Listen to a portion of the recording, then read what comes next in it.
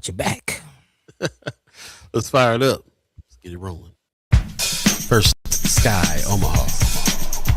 In the morning. Money.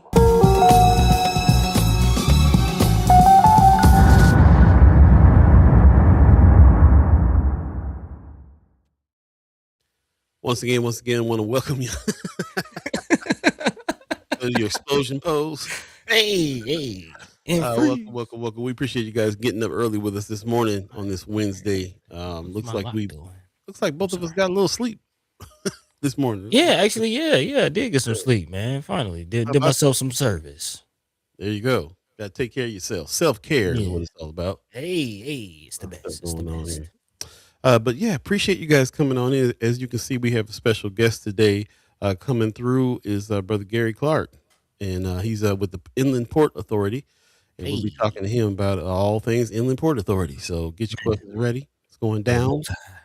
Bow tie. Yeah, man. Yeah, bro. Bow tie, brother. I ain't never seen him without one yet. That's what's up. Hey, man. I think I might have finally found somebody who could rival my grandfather. There you go. Yeah, Grandpa got at least 150 bow ties at least. Every day. He had me humming "Crocodile on My Feet" like all week. Bow tie. It's going down. Yeah. So yeah, that's happening. Get ready. Get your questions ready. Definitely have a lot of Inland Port Authority questions, and there's some updates. I have talked to him and heard about some of the things that's going on. So we'll definitely jump in there. But yeah, man, it's gonna be a good Wednesday, I believe. Strange weather if you're in Omaha, Nebraska. Yeah, very strange. I saw about that. I saw Precious post. How is it 80 degrees the other day and snowing this morning? They try to say global warming ain't real. I don't know. High supposed to be somewhere around 43, but there's rainy. It feels like 22 right now. That's what they said. It feels like 22.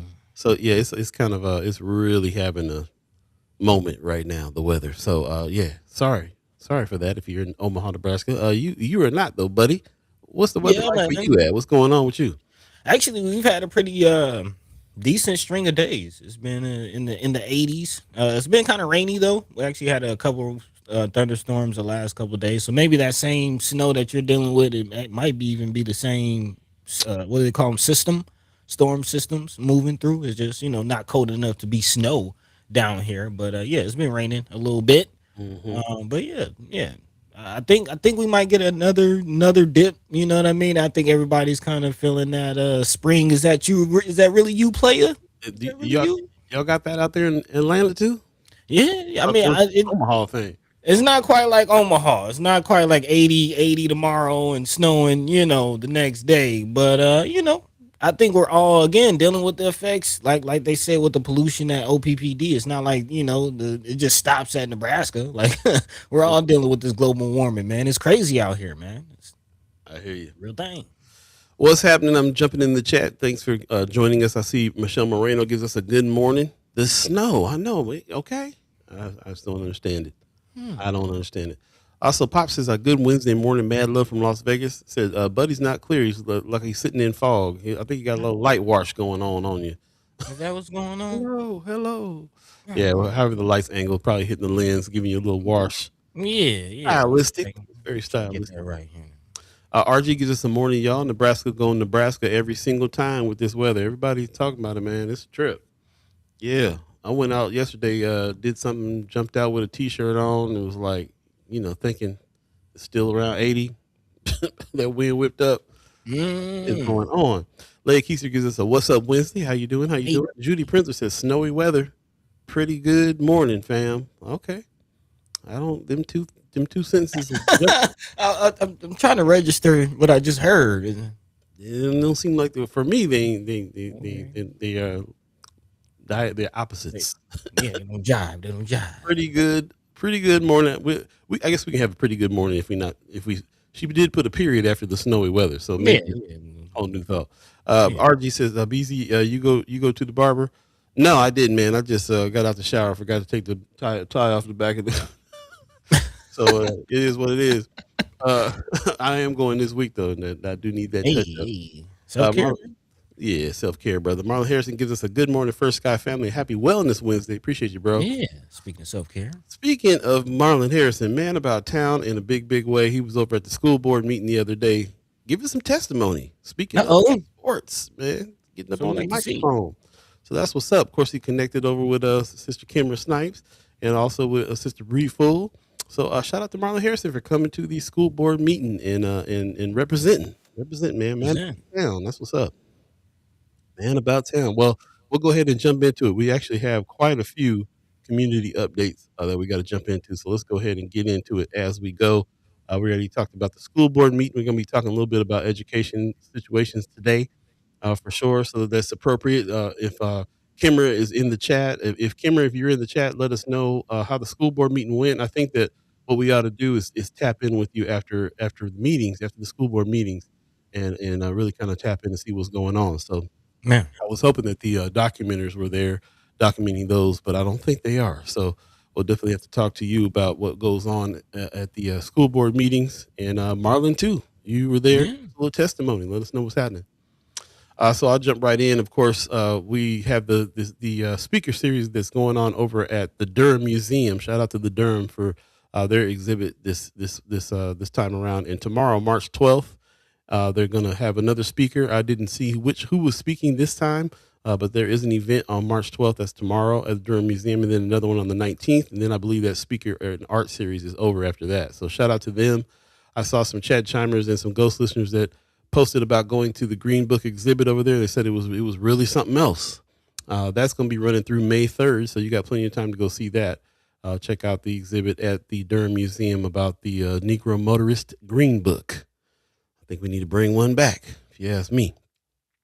Shout out to the Empowerment Network for putting the Transformation 2030 on. Again, I'm going to put the call out for us to go through Transformation 2030, read it through so that we can kind of get a glimpse of what's happening as we are able to discuss it with a little bit of clarity. But this event is going down Saturday, March 14th. So this is coming up this weekend, 8:30 to 12:30 over at Swanson Conference Center. That's 5730 North 30th Street, Building 22.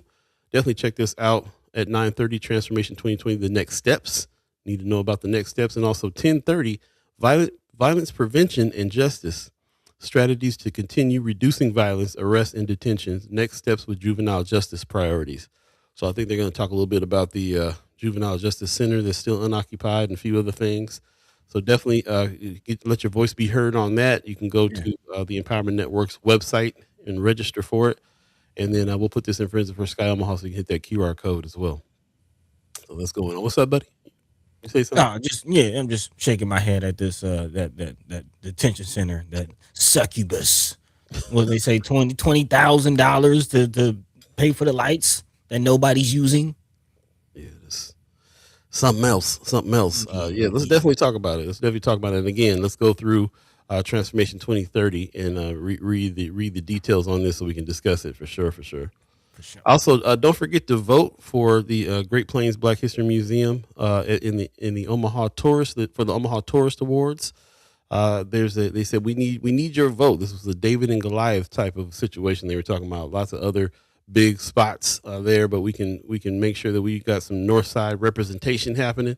Voting closes April 2nd, so we'll just talk about this periodically. But you can go to omahatourismawards.com and get some more information and vote there.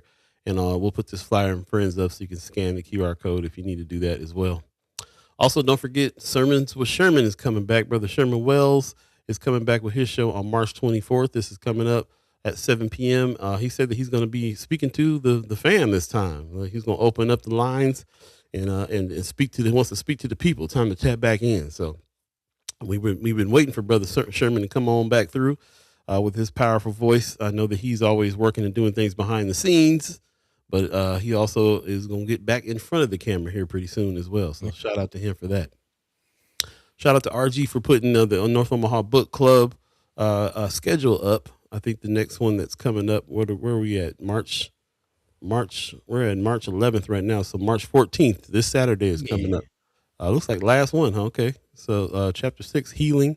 No, probably not the last one. They're only on a different chapter. So they've been taking breaks too, it looks like. But March 14th, 2026, they'll be going over chapter 6, looks like. facilitator, brother Gary Ballard. Shout out to Pastor Ballard, Assembly of the Man, Saints. hey, Yeah, man. So, yeah, let's tap in here and see what's going on here with the North Omaha Book Club. Looks like they're still early in on the book, Post Traumatic Slave Syndrome. And yeah, this is going to be at the Essential Gathering Place. They have this at 5001 North 42nd Street, Saturdays at 9:30. So definitely tap in, check this out. They're still early in the book, looks like. So definitely tap in, check them out. Speaking of Assembly of the Saints, shout out to Assembly of the Saints for their art gallery, man. They got this gallery that's happening. This brother's name is Joseph Saeed. He's going to be at the Assembly of the Saints starting March 9th. It already fired up. It's going to go to the 24th. So definitely go check his art out. And yeah, support Assembly of the Saints, man. They get down over there big time. man, what don't they got Assembly of the Saints, man? Hey, man, you got a space, you're going to utilize it with all the things. You know what I mean? Hey, man, every nook and cranny. Every nook and cranny. Also, got to give a shout out to the Coffee with Developers monthly program they got going on. They're going to have Senator Terrell McKinney this time, which is dope. This is sponsored by Omaha Municipal Land Bank. It's going to be over at Big Mama's Kitchen, looks like. Wait, location. Yep, Big Mama's Kitchen. Over there in the Highlander Connector. So definitely check that out. Engage with local development leaders, share ideas, and strengthen community connections. They're really trying to build a community of developers here with the Omaha Municipal Land Bank, a couple other entities that they're doing that thing that Brother Don Curry has been a part of, buying some land bank land and doing some development in the areas that you grew up in North and South Omaha. So. This is awesome to be trying to put something together with a community of people that can have some conversations about this and learn from each other and all that. So shout out to Elena Nichols for putting this together. There's this one that she has been sponsoring here for the last few months. So yeah, developers definitely show up and show out to that one if you would. Love that. And let's see what else we got. So many things. Healing Roots Spring Cleanup is coming up. Shout out to Clarice Dombeck, who sent this over to us. Call for volunteers Sunday, April 12th. They said this is the one of their favorite times of the year right here, when they can do a little spring cleanup and get ready to get that harvest going, man. All these community gardens around here too. Yeah, be a part of the community garden community for real. Get down with it. So this is Sunday, April 12th from 10 to 1 at 3617 North 24th Street. Man, shout out to 24th Street. Everything that's going on down there in a big way. Yep. Also, the group More, M-O-R-E, has a live stream that's happening actually tonight at 7 to 8, talking about accountability and over policing. Their guest is going to be Riley Wilson, and we'll have to hear what he has to say. I'm not familiar with who he is, so it'll be interesting to see what's going on there. But the More group always puts together some really great live streams, really informative. Shout out to the More group for putting this on tonight at 7. So check them out. I think they're on YouTube. And also, last but not least, the NDP Black and Latino Caucus has a civic engagement program going on. I actually want to look more into this. I'm gonna hit that QR code myself and see what's going on here. But looks like weekly operations schedule. They meet at North Omaha Visitor Center. Then their destination is the state capitol. Looks like they're getting on a bus, checking in, going and departing, getting up to Lincoln. Floor debate, observation, have some lunch. So this is a effort for people to get more civically involved and go up to the legislature, see what's going on, and it'd be a nice group to get together and get on a bus and roll up if you can do that during the week. Hey. So yeah, tap in and see what's going on here and report back. We'd love to hear more about the NDP Black and Latino Caucus Civic Engagement Program. Every time I see that word civic nowadays, I'm like, we need some more of that. Hey, let's get busy. Let's get busy. So I'm going to go ahead and break off because I'm already kind of running a little late here. But there are some more haps and some more activities going on in the community that we'll talk about a little later on in the show. Again, don't forget that we are anticipating our guest this morning, Brother Garry Clark, and he's from the Omaha Inland Port Authority. We'll be talking to him a little bit later on, and we can talk about some events and stuff associated with that. But in the meantime, between time, I see people chiming up over here. I appreciate you guys getting busy in the chat. That's what's up. Okay. What happened? Return to Streetcar Salad. She coming back? Yeah, you didn't see that? I saw her.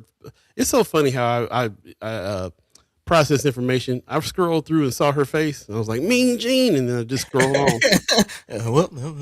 Hey, that's great. Yeah, man, she got a show, man. She's stepping in our arena. She's stepping in our game. Say Yeah, got a what? new morning show on KFAB. I think 10 Yeah. to 11. On KFAB, that's On, appropriate. come on, man. Yeah, come on, man. Come on. Yeah, she got a new morning show on KFAB. She's fielding calls too. Hey, y'all know what to do. Return of the Mac once again. Come Hey, on back, Streetcar Sally. That's what's up. Mean Uh, Gene. Y'all can still let her know how y'all feel about this streetcar situation, man. I hear it's got traffic in shambles. yeah, that's who they need to call about it. They need to That's what they need to call, not John. leave Ewing alone and call Mean Gene about that streetcar situation.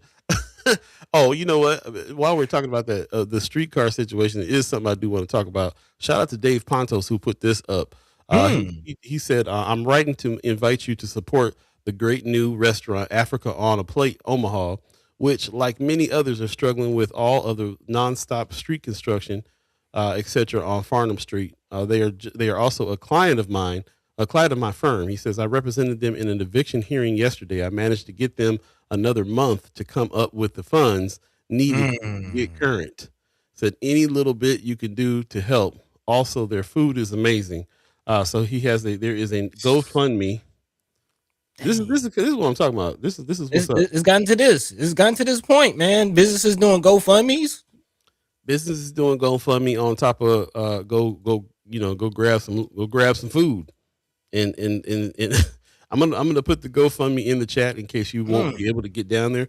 I'm actually gonna try to get down there today. I'm gonna I decided I got some business around there, so I'm gonna try to navigate my way around and try to get over to the restaurant because apparently you can't just drive up to it. That's crazy. This is also interesting that they put the streetcar on track letter. This is the letter that they got, so I kind of went through this and screenshot it because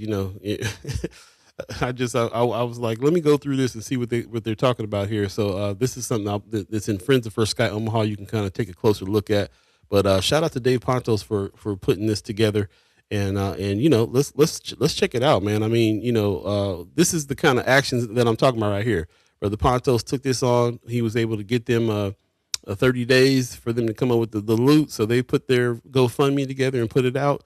Africa on the Plate, man. You can order some food. You can try to get to it. Like I said, it's on 16th Street, and apparently the construction has made it almost impossible to get there. And they were already kind of struggling. And then on top of that, the streetcar stuff happened, and now nobody can get to the restaurant or even knows it's there. This is the first time I even heard of Africa on the Plate was when Dave Pontos posted that. So Man. yeah, man. So I'm like, you know what? We're gonna try to venture and go on a little adventure and go check out, see if we can get there, have some lunch. I'm gonna eat today at some point anyway, so I might as well go over here and see what's happening. But shout out to Dave Pontos for that call to action. Shout out to the restaurants that are having a hard time over there. It's just kind of a reminder, especially the ones that live here. They really are placing themselves in downtown and midtown and these places so they can get that foot traffic, so they can get people that come in from out of town, in these kind of conspicuous places to be able to go and people will just see it and stop and go in. But they're not getting there right now because of this construction. So it's kind of on Man. us that live in town that know these folks and that can, we know how to park down the street somewhere and maneuver our way to the restaurants. Let's make a little effort to do that and try to keep some of these businesses alive that are down there struggling right now because they're getting a couple of them gone out of business, and a few of them are saying if this goes on any longer they will go out of business, and that's just bad news, bro. The restaurant industry is tough in the first place, let alone you can't even get to a spot. So Man. if anybody has been here, let us know how Africa on the Plate is, and do like us, man, and try to go on a little adventure and find this spot, and get over to it, and let's hook them up. And if you can't get to it, the GoFundMe is in the chat right there. So yeah, appreciate that. I'll feel That's some good. kind of way, bro, that the city is doing this and completely ruining, you know what I'm saying, ruin my business.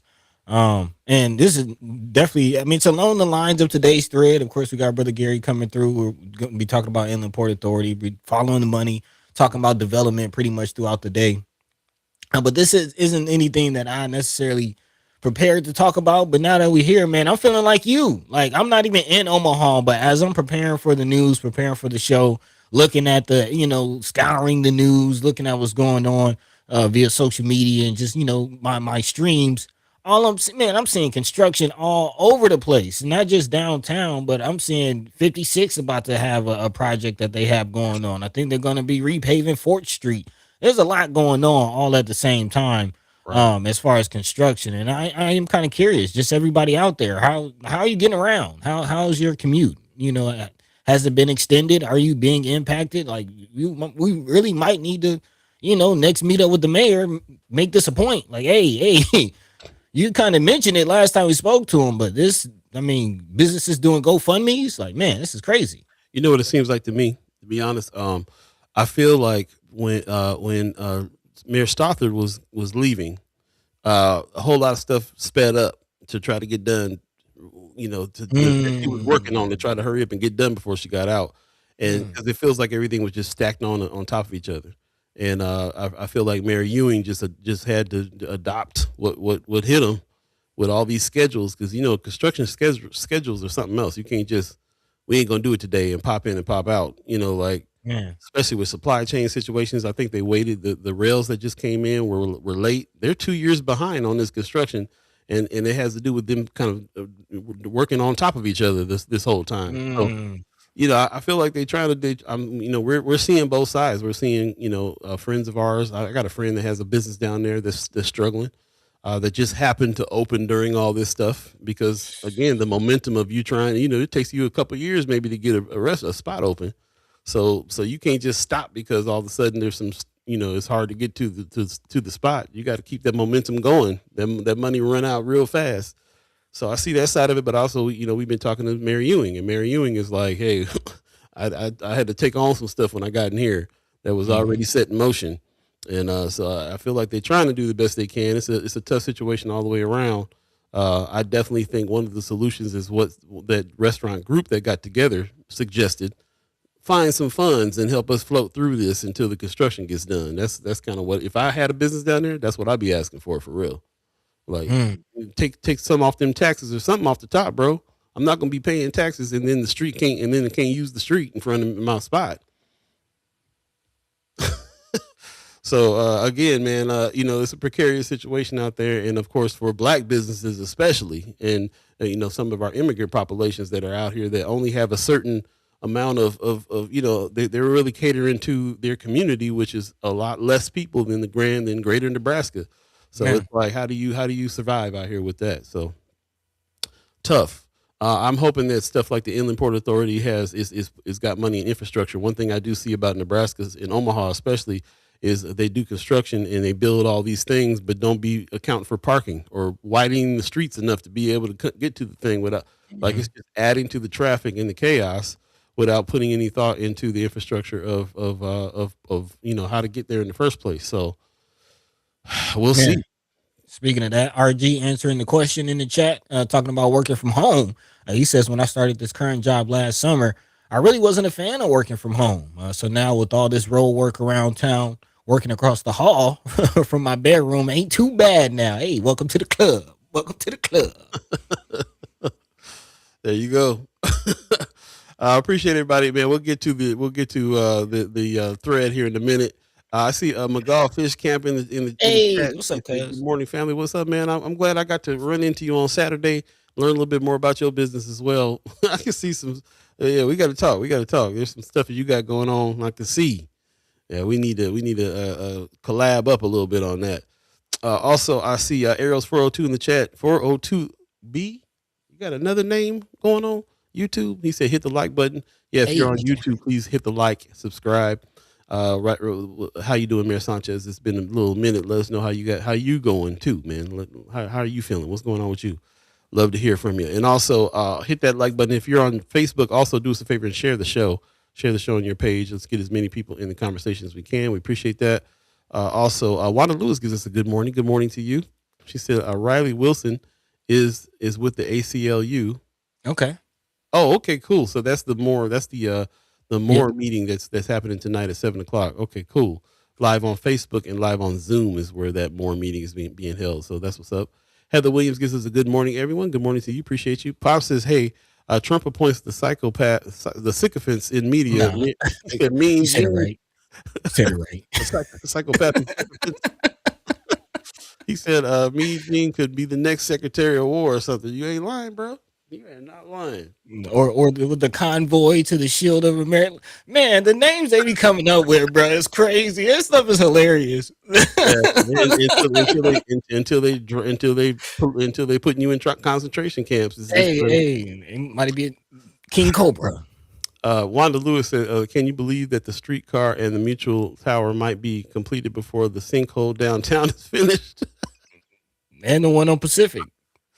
They jumped on that Pacific one, bro, because that was worldwide news. So anything that hits that's why we be looking at the national news. Anything in Omaha that hits national news, it'd be movement. They don't like that. They don't like that heat. Get embarrassed. They don't like that smoke at all. Black Dynamite says, "Good morning, y'all. It's Wednesday. We halfway there. Appreciate you." Hey. Wanda Lewis also says, "Seems like all the new development and construction is not for the existing establishment, but for the future ones." Very true. Very true. Not for the existing establishment. Interesting comment. We appreciate everybody that is joining us today with your comments. Shout out to everybody that's here. If you're just joining us, again, we have Brother Garry Clark coming in shortly, and he will be he's with the Omaha Inland Port Authority. We'll be talking things all Inland Port Authority today, and figuring out what's going on there and hearing some updates and so on and so forth. It's about time. We've been trying to get a hold of this brother here, and I finally was able to lock him down Saturday. We had a conversation Saturday. He was like, yeah, let's definitely talk about it. And it's interesting too, because a few other people in the city had called me directly and was like, "You need to have Brother Garry on the show." Well, okay. When people start calling me like you should have him, then we really start to try to reach out as best we can. So it sounds like he has agreed to come through. Can't wait to speak to him. Appreciate that very much. And before we get to a break, let's go ahead and jump into today's thread. Buddy, what's on the agenda for today? I mean, we kind of on today's thread. Actually, I really appreciate what Sister Wanda Lewis is talking about. You know, that's kind of the undertone of today, if you will. But it is season 4B, so we are following the money this season and jumping into a couple of things. Of course, looking at what's going on locally in the Omaha metro area. Shout out to Sister Tamara Dwyer, working with the homeless coordination on the city on behalf of the city of Omaha. There's actually a few updates and some movement there in the realm of youth rehousing. Again, kind of talking about the babies, talking about the youth. Definitely getting into that situation. Also looking at the $500 million. Speaking of, city development, city investment, city planning, $400 million going to this water restoration project, but it is on hold due to this contract situation. So and kind of touching on that. Also, though, looking at what's going on stateside, of course, we're still watching with the budget. Kind of missed out on the opportunity on Monday. Of course, we had our Senator Cipher, but that landed directly at the same time as the state's legislative body, was having their budget debates. So, yeah, we're getting some updates on a few budget bills that have been passed. But as the headlines are reading, no dents put in this actual hundreds of millions of dollars in debt that the state is in. So definitely still looking at that situation. Also, while we're in debt, the governor is being investigated by the police for some contracts now. Again, Lincoln Police is looking into this $2.5 million no bid contract. It's getting interesting on that front. And of course, we're looking at also some education things, as Paul mentioned, talking about stateside. A big point of contention, of course, is the state's private voucher saga still continues.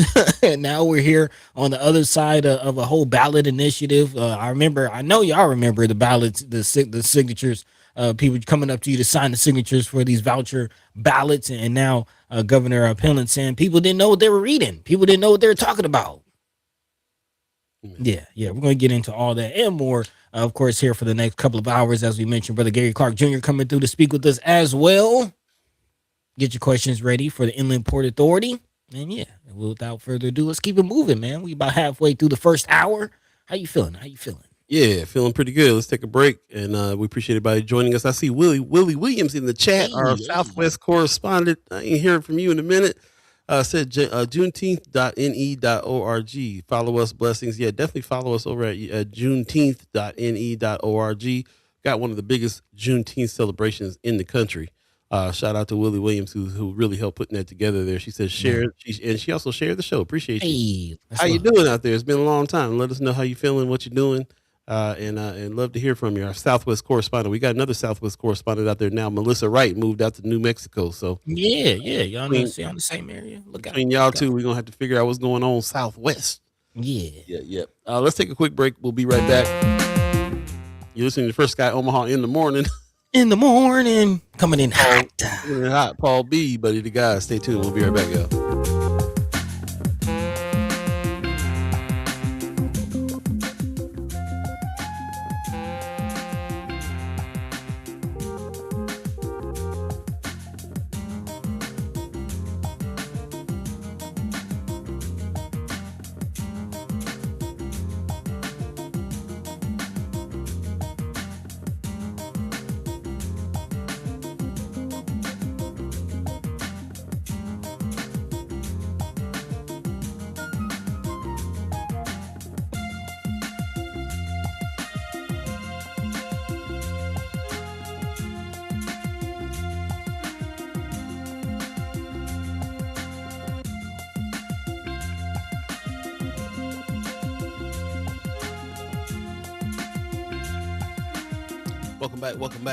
Welcome back for Sky Omaha in the morning.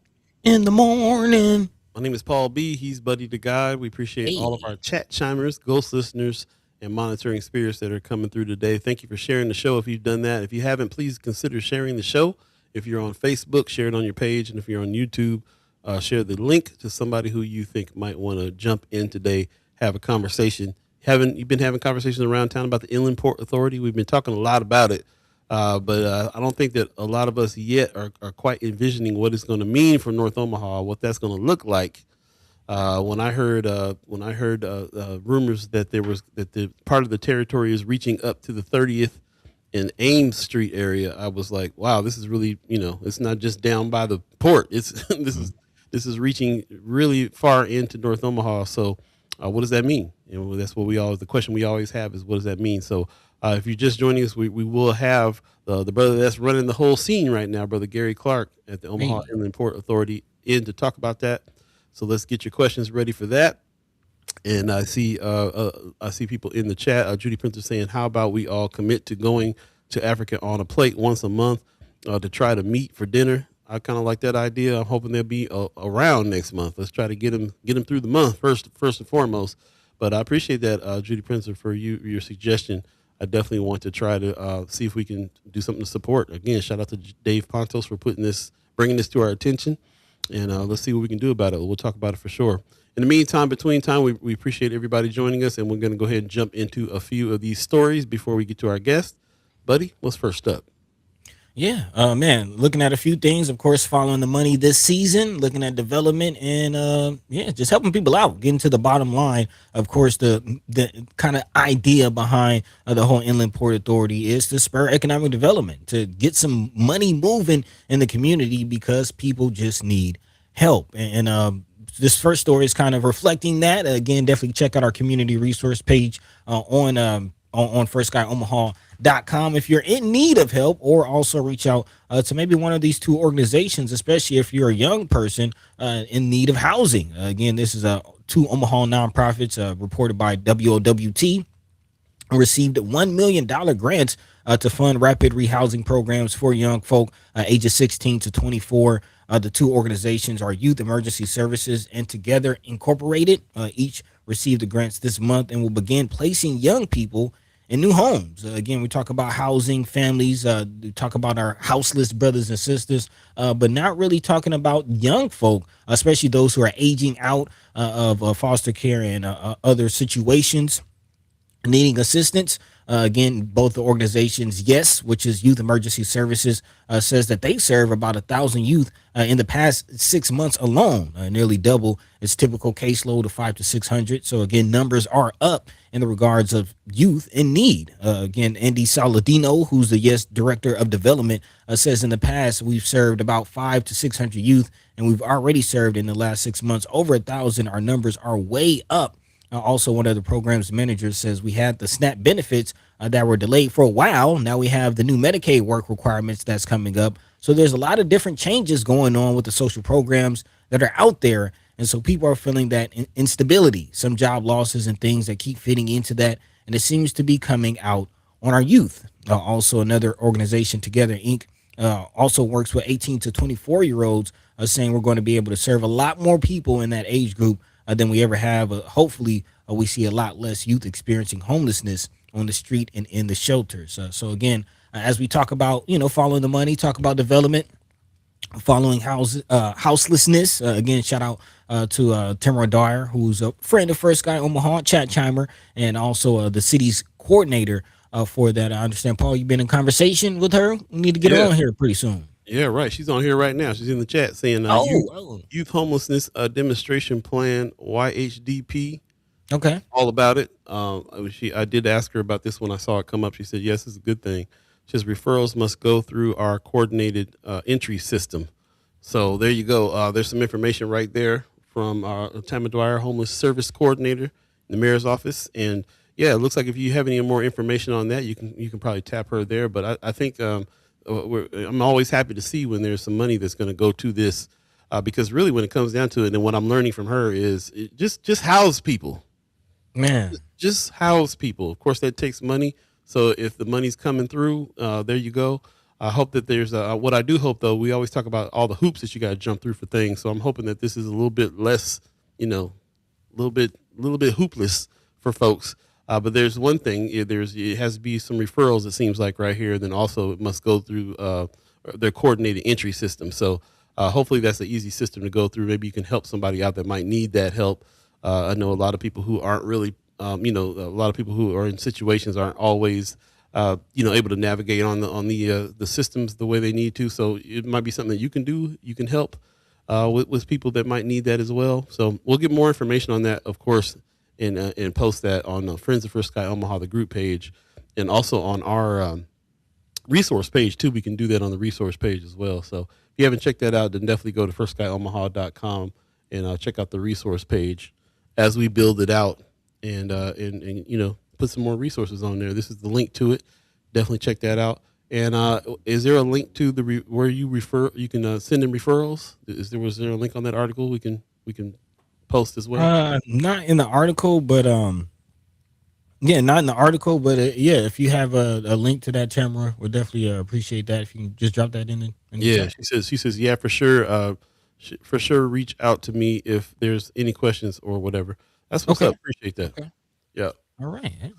Good There you go. news. I Wow. like how you start off with some good news, some positive Yeah, things. yeah. And I'll actually pile on top of that good news. This is kind of an honorable mention story a little bit. Shout out to Sister Erica Felt for sharing this on Friends of First Sky Omaha. But this is actually a developmental situation as well. $99 million going to a clinic in Midtown. Again, this is something that is piquing my interest because of the behavioral health services. So we've been talking about mental health services, access to mental health services. And the reality, the fact that many times, in many instances, you have to have a case or you have to have some kind of encounter with police before you can actually get the mental health services that you need. So this will be an outpatient behavioral mental health services and also gastrointestinal and other things. But again, $99 million going for. There you go, Paul. Okay. I ain't know. Hey, you see it on your screen. $99 million going towards the Farnham Health Center expansion for Nebraska medicine. So, yeah, a lot of money moving around. Also, speaking of money moving around, in other news, $411 million possibly going to this Papillion Creek water restoration project, but not so fast, my friend. They are putting it on hold as a lot of a debate going around this contract, which again, kind of talk about development. It's a point of contention. This is really important, I would say, to look out and really pay attention to who is getting these contracts, how these contracts are moving.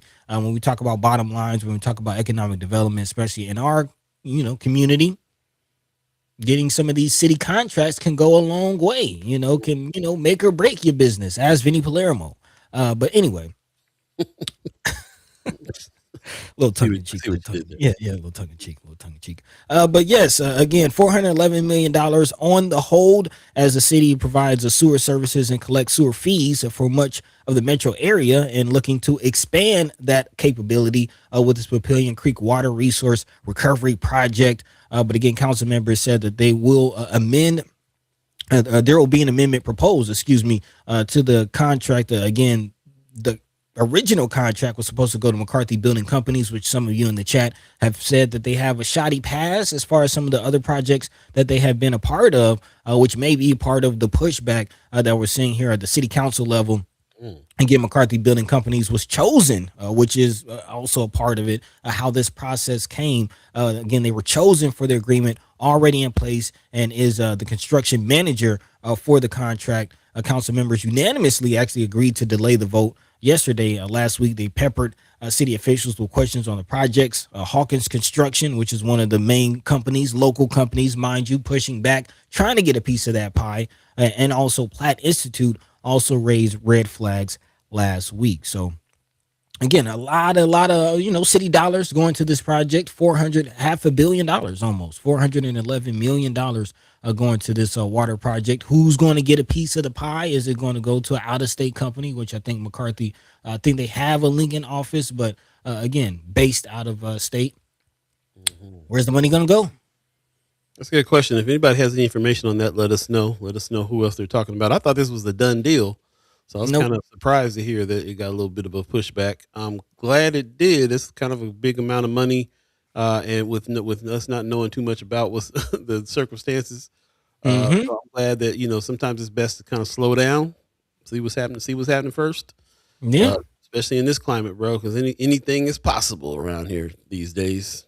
Man, and there's a lot of money moving around. Again, we'll get into it a little bit here in a second with brother Garry Clark.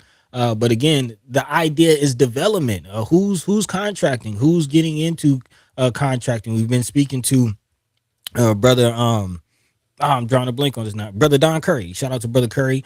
Who I really want to pick his brain more about how he's going about going through the process of getting this contractor's license, getting some of these deals and moving and shaking, man, getting some money moving. A lot of development happening.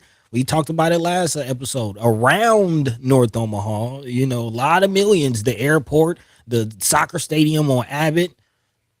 Who's getting a piece of that? Who's getting a piece of that? So. And more to the point too is they're gonna this is what Tony Johnson in the chat is saying. Anybody, what percent of city contracts goes to minority businesses is the question. It's my point. It's my point. It's what I'm talking about. It's exactly what I'm talking about. Who in our community? I just named off several multi-million-dollar projects. The airport is getting redeveloped. That's hundreds of millions of dollars. We just talked about a possible $40+ million soccer stadium that's going right on Abbott Drive, right around Nodo. What they're talking about. So much money coming through, particularly North Omaha in this next few years. This area. So yeah, who's benefited from it? We do know one construction company that's taken on some of the construction things that are happening around here, which is Blair Freeman. And I actually spoke to Miss Coonson over there, and we're going to have her on the show. We're going to talk to them a little bit about some of the projects that they got going, which is one of my favorite companies out here. Actually, a all woman owned construction company that is making some moves in our neighborhoods. And we also got to talk about OEDC, which is also a black owned company that owns properties in our neighborhoods, and that's part of these big projects like the Omaha Port Authority. So, if we want to talk about contractors and people like that, we kind of got to dip there first, and then find out who else is getting tapped, who else is being used. That would be great to find out. It's a good thing that these things are happening in our community, but it would be even better if it was happening if there was some ownership here. If there were some folks that are in our community that are able to thrive from this and not just be put upon when it comes to these big projects and so on and so forth. Because the question is, where do those dollars go after we get them? And yeah, well, that's the after question. Right. How are going to be spent to build this stuff in the first place is the question here. So lots to talk about. And our special guest that we're going to have come in here shortly has a big responsibility on those things right there. How to direct that, how that works, how it's going to work, how it's going to get built. Inland Port Authority. So We'll be speaking to Brother Garry Clark as soon as we get back from the break. You're listening to First Sky Omaha in the morning. In the morning. My name is Paul B. He's Buddy to God. Stay tuned. We'll take a quick break and then we'll bring the brother in for the conversation. We'll be right back, y'all. Don't go nowhere yet.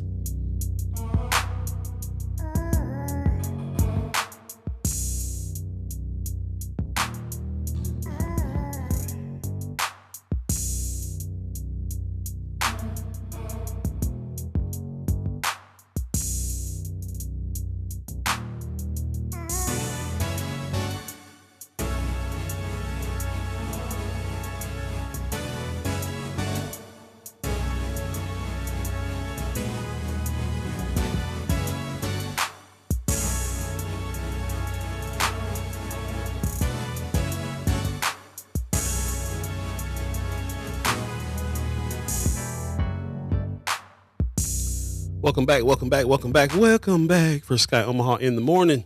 In the morning. My name is Paul B. He's Buddy to God, and we got Brother Garry Clark in the house. Hey. Good morning, brother. How you doing? Good morning, gentlemen. I appreciate you all having me. Hey, man. Oh, man. Thanks for joining. You getting up early with us this morning, man. Yeah. Yes, sir. Looking clean, yes, brother. sir. Looking clean. How you doing? I'm doing well. It's been an exciting 8 months, busy time, and so I'm really excited about the work that we're doing and happy to talk to you guys about it.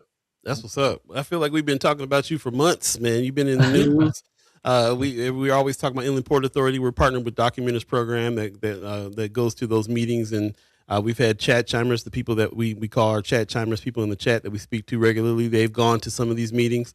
It almost feels like we know you before we even got a chance to talk to you. So, and we go even to the point where like, hey, that brother with the bow tie, he be doing the thing. Every time I see you, you're clean. So appreciate you, man. I appreciate you. Before we get going, tell the people who you are, where you're from, what's happening with you.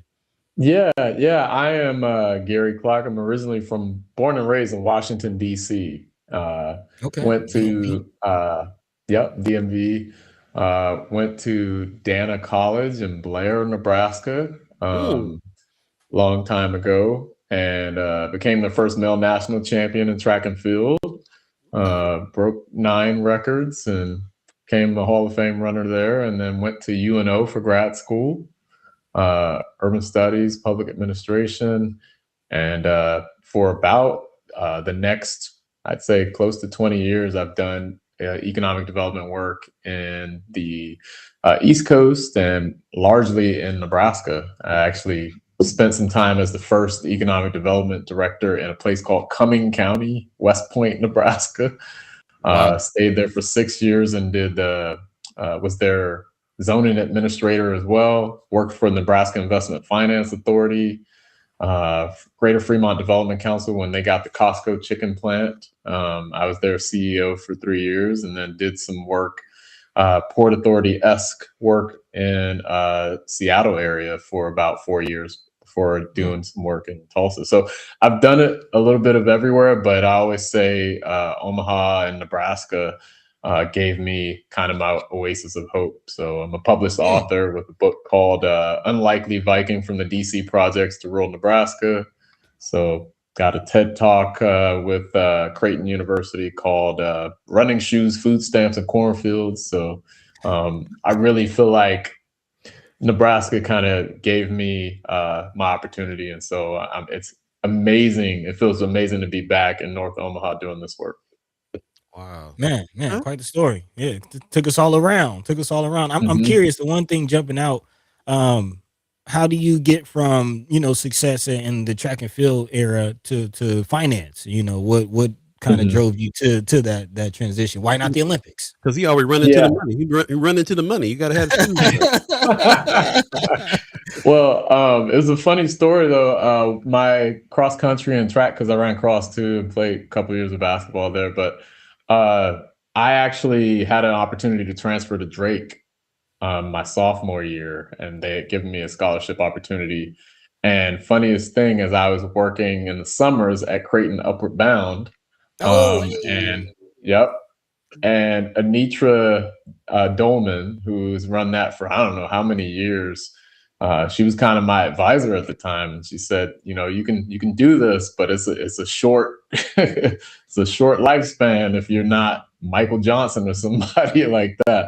So I went the other route, and I got a full scholarship to University of Nebraska at Omaha. So I really started to lean into community economic development work, and Nebraska Investment Finance Authority picked me up as an intern, and that's where things really kind of picked up for me. And growing up in Southeast DC, if you guys have ever been in that area, it's one of the roughest places to come up in. And so for me, it was always about how do I give back to communities that resemble where I grew up. So, Yeah. Man, for I feel sure. that. For sure.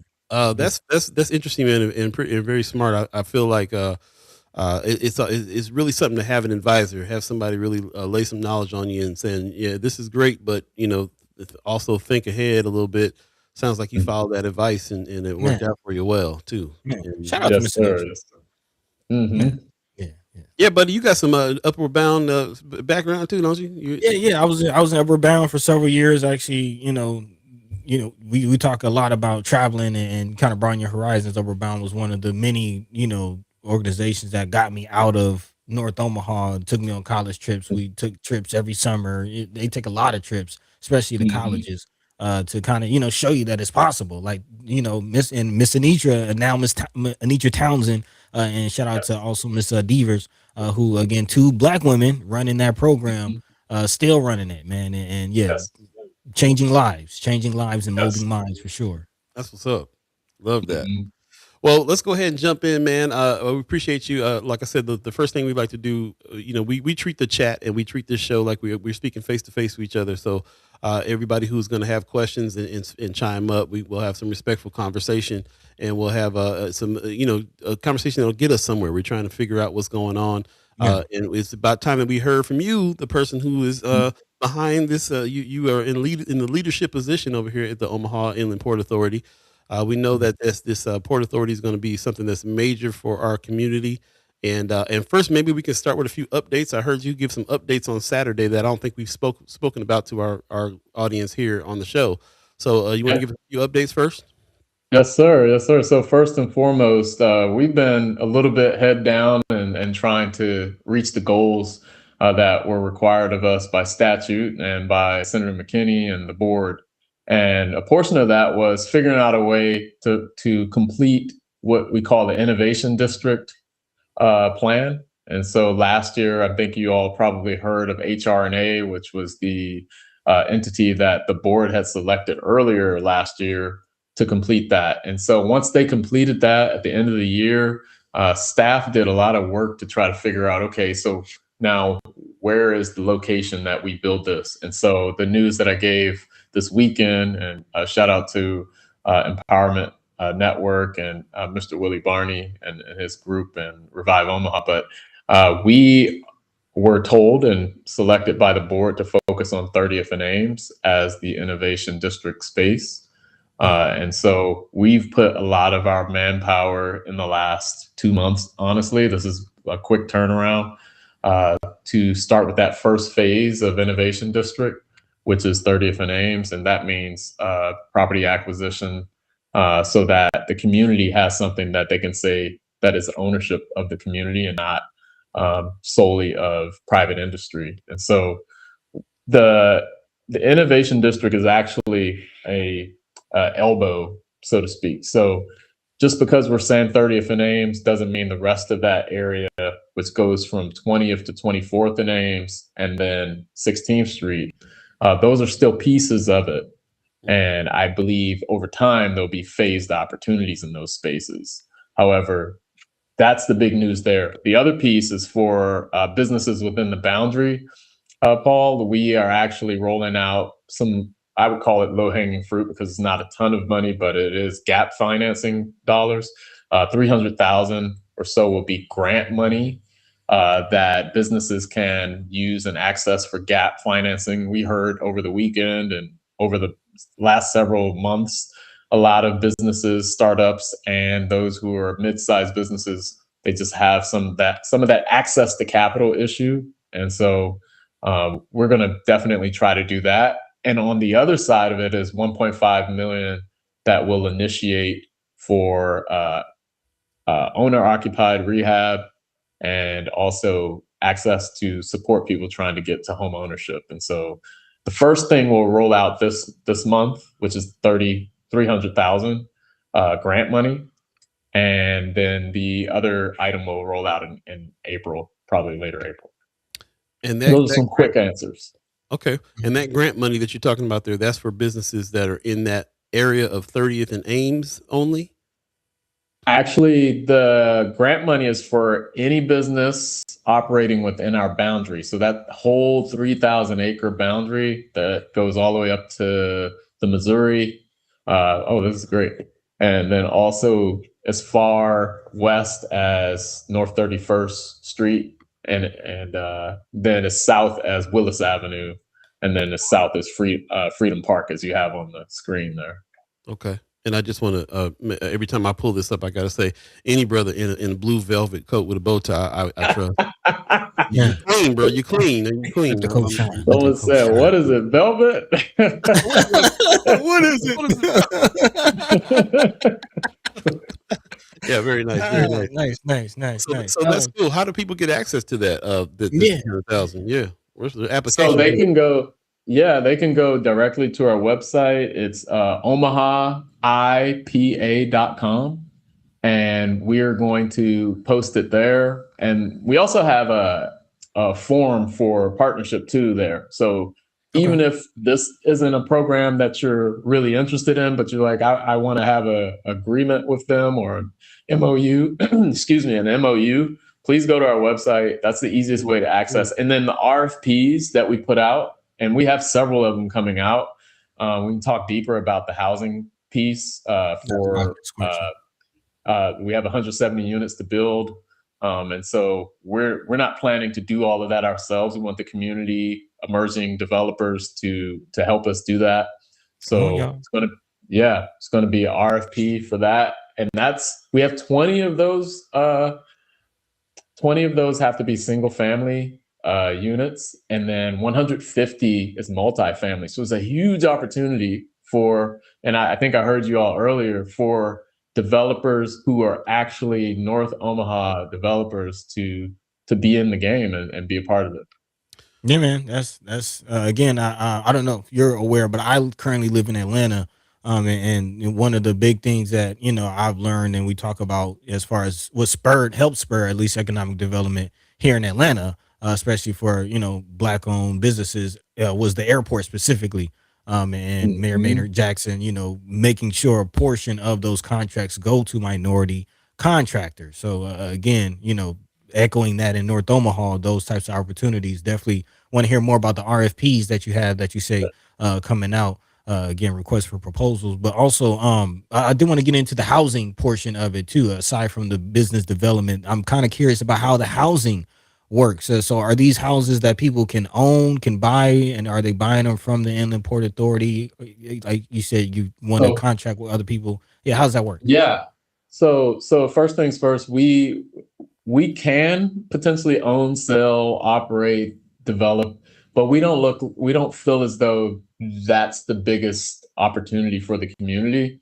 And so what we're planning to do, our staff has already initiated a process with some partners, which is the Omaha Land Bank, to acquire property from them.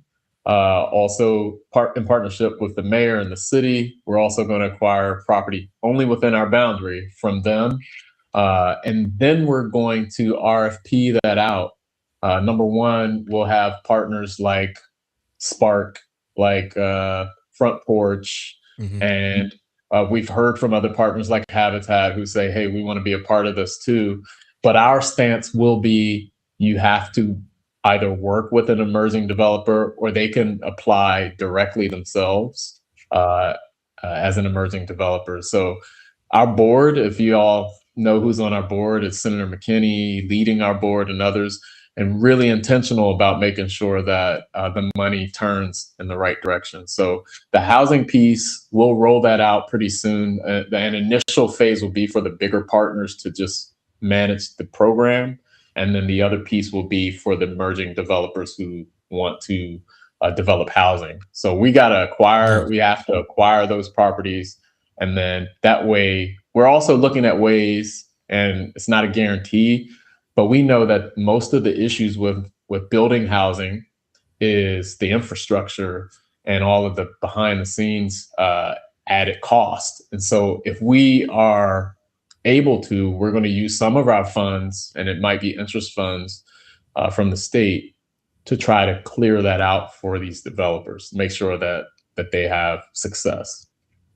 I am kind of curious. As far as the Inland Port Authority, is it just solely development, or is there like a programming aspect to it as well? I'm asking because I'm actually looking at the chat. Michael Watts says Atlanta also have black businesses already set up and in good standing to take on those contracts. Omaha not necessarily in the same boat, which I agree. Mm-hmm. I agree with. And as I'm asking about programming, is there potential for like a contractor academy or a developer academy, or kind of professional development type programs through the Inland Port Authority? Absolutely. Great question, actually, because the innovation district that we're talking about building, the community through the HRA proposal, and I would implore anybody to go to our website. That proposal is live on the website as well. And the community basically said after 6 months, we want 100,000 square foot facility that's similar to an Atlanta innovation building. We want programs in and through that support entrepreneurs, that support arts and culture, that supports getting people out of the struggle of economic vitality and getting them to economic liberation. So all of that is in the proposal that the board approved in December. And so you're right, we have to, number one, develop that facility. Number two, develop programming around it. And number three, we don't want to forget that there's tons of programs and partners already doing some of this work. Mm-hmm. So some of it is, how do we collaborate with them and not compete? Right. I wanted to jump in real quick because earlier you said you were talking about some of the bigger partners that are going to oversee these things. We know that OEDC has been a part of a lot of what's happening. And when you talk about bigger partners, are you talking about OEDC as the ones that are overseeing this stuff? Yeah, so so there's two pieces to this, and for anybody listening, we look at the Port Authority has been created as kind of an umbrella, and then under that you have two big initiatives. You have the Innovation District, and then you have Airport Business Park. Now, under Airport Business Park, and I say these are twin engines, right? Airport Business Park is a grantor-grantee relationship between the Port Authority and OEDC. And so OEDC has access to close to $90 million from our fund.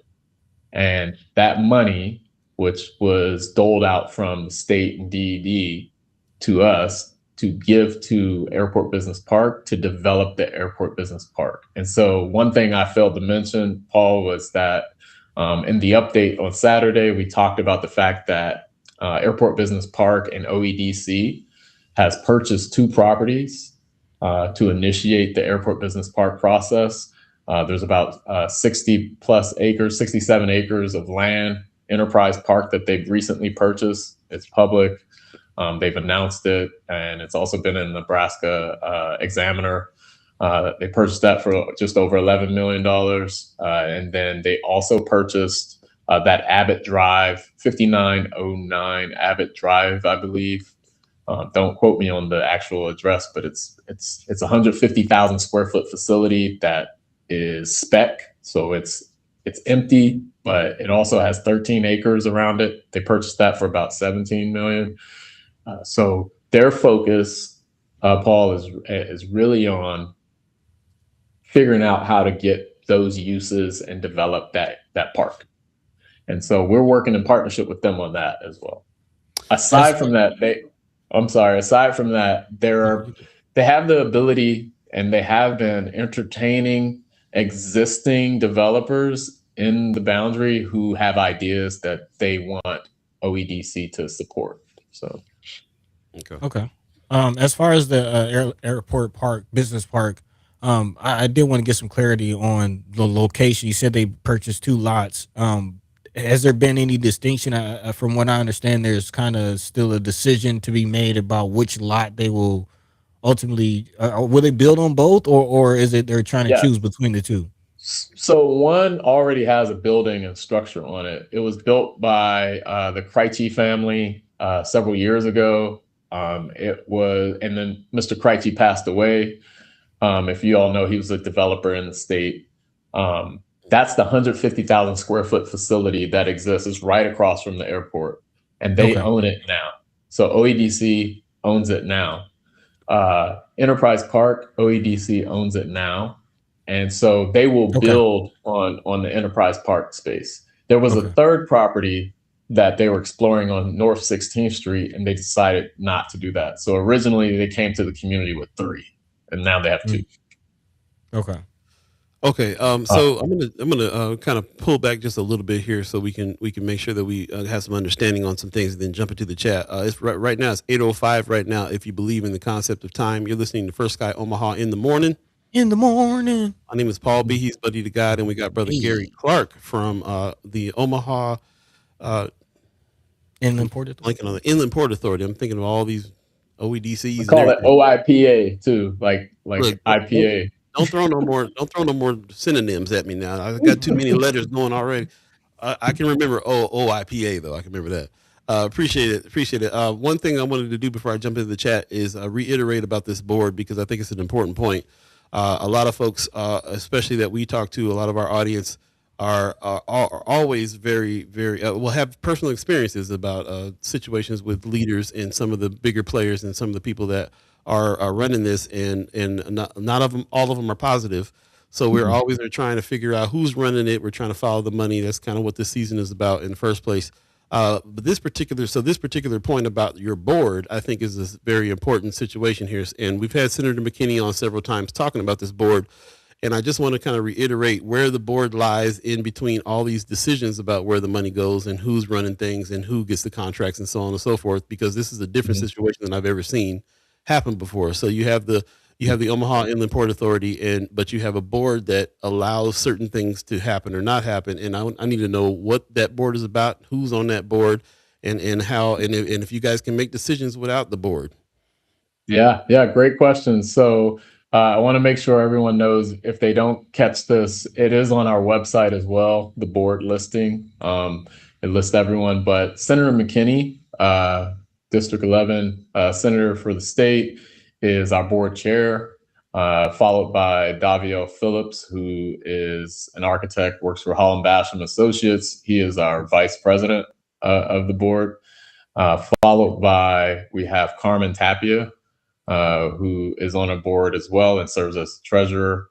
Mike Helgerson, who runs MAPPA, is on the board. Brooke Aiken from OPPD. Brooke is a state and national known economic developer for many years. Oh, thank you.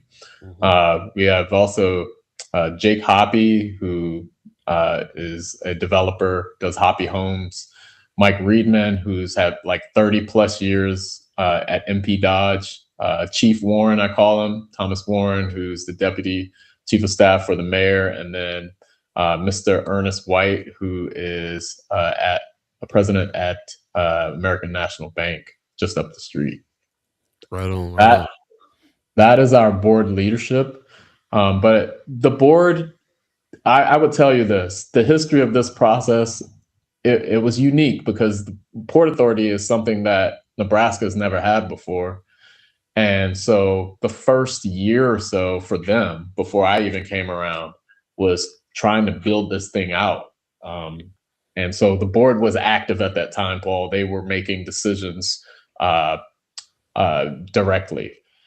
And around the time that I came on, which was in July, we're starting to phase into a new phase. So the board had initiated committees. So they have several committees. They have the governance executive committee. They have the operations committee. And then they also have the real estate and economic development or development committee. Each of those committees, and we have finance. Each of those committees have at least 3 board members on them. They make recommendations to the full board. Staff makes recommendations to those committees and the full board. Staff provides kind of a strong recommendation in hopes that, the public and the board get to ask questions and then make a decision. So you're going to see a lot of our decisions based on that. We do, for the sake of transparency, do a lot of RFPs so that we give everyone a fair shake and it's more public. And So then that's how these processes are made. Yeah. could you also speak to the community advisory committee's role in all of this as well, as far as community having a voice? Yeah, so the Community Advisory Committee, which is part of our statutory requirement, LB 164, requires that we have those members engage the public and the community about what's happening. Their job is really to educate the community on what's happening, to be knowledgeable about that. So we meet with them monthly. OEDC is supposed to meet with them monthly as well and give a report on Airport Business Park. And those stakeholders or partners, actually, they may be expanding it to have a subcommittee for each existing CAC member. And if you look across the country, port authorities have CACs, and they're kind of the educators to the community. Hey, this is what's happening, or this is who you need to talk to. They may not be experts on exactly what's happening, but their job is to be at least a little knowledgeable to educate the public. They also have a meeting coming up. They're required to have quarterly public meetings, the CAC. So the community can come, and they have one coming up this month as well, can come and ask questions, raise concerns, and so on. So how much do they have enough influence to be able to make some decisions change up if need be? Is there any examples of that happening of any of the committees of the board coming back, saying we heard from the people, this is what we need, and then OEDC and everybody switch gears and change course? I think it's about the educational component to it. First and foremost, the statutory requires them to just educate the public. However, I know us as staff, we listen to them when they say, hey, this is what's happening on the ground. And so it's really helpful in that way. There have been decisions that have been made with their support. Every hire that I've added to our community or to our staff, we've had at least 2 members of the CAC a part of that process. And so we let them sit in on the interviews. Also, when we have a proposal, we have trips coming up, we invite them to everything. So we're supposed to go to San Antonio, to the airport of San Antonio later this month. We'll have at least 3 CAC members join us. We went to Port KC last year. We had, I believe, 2 or 3 CAC members join us.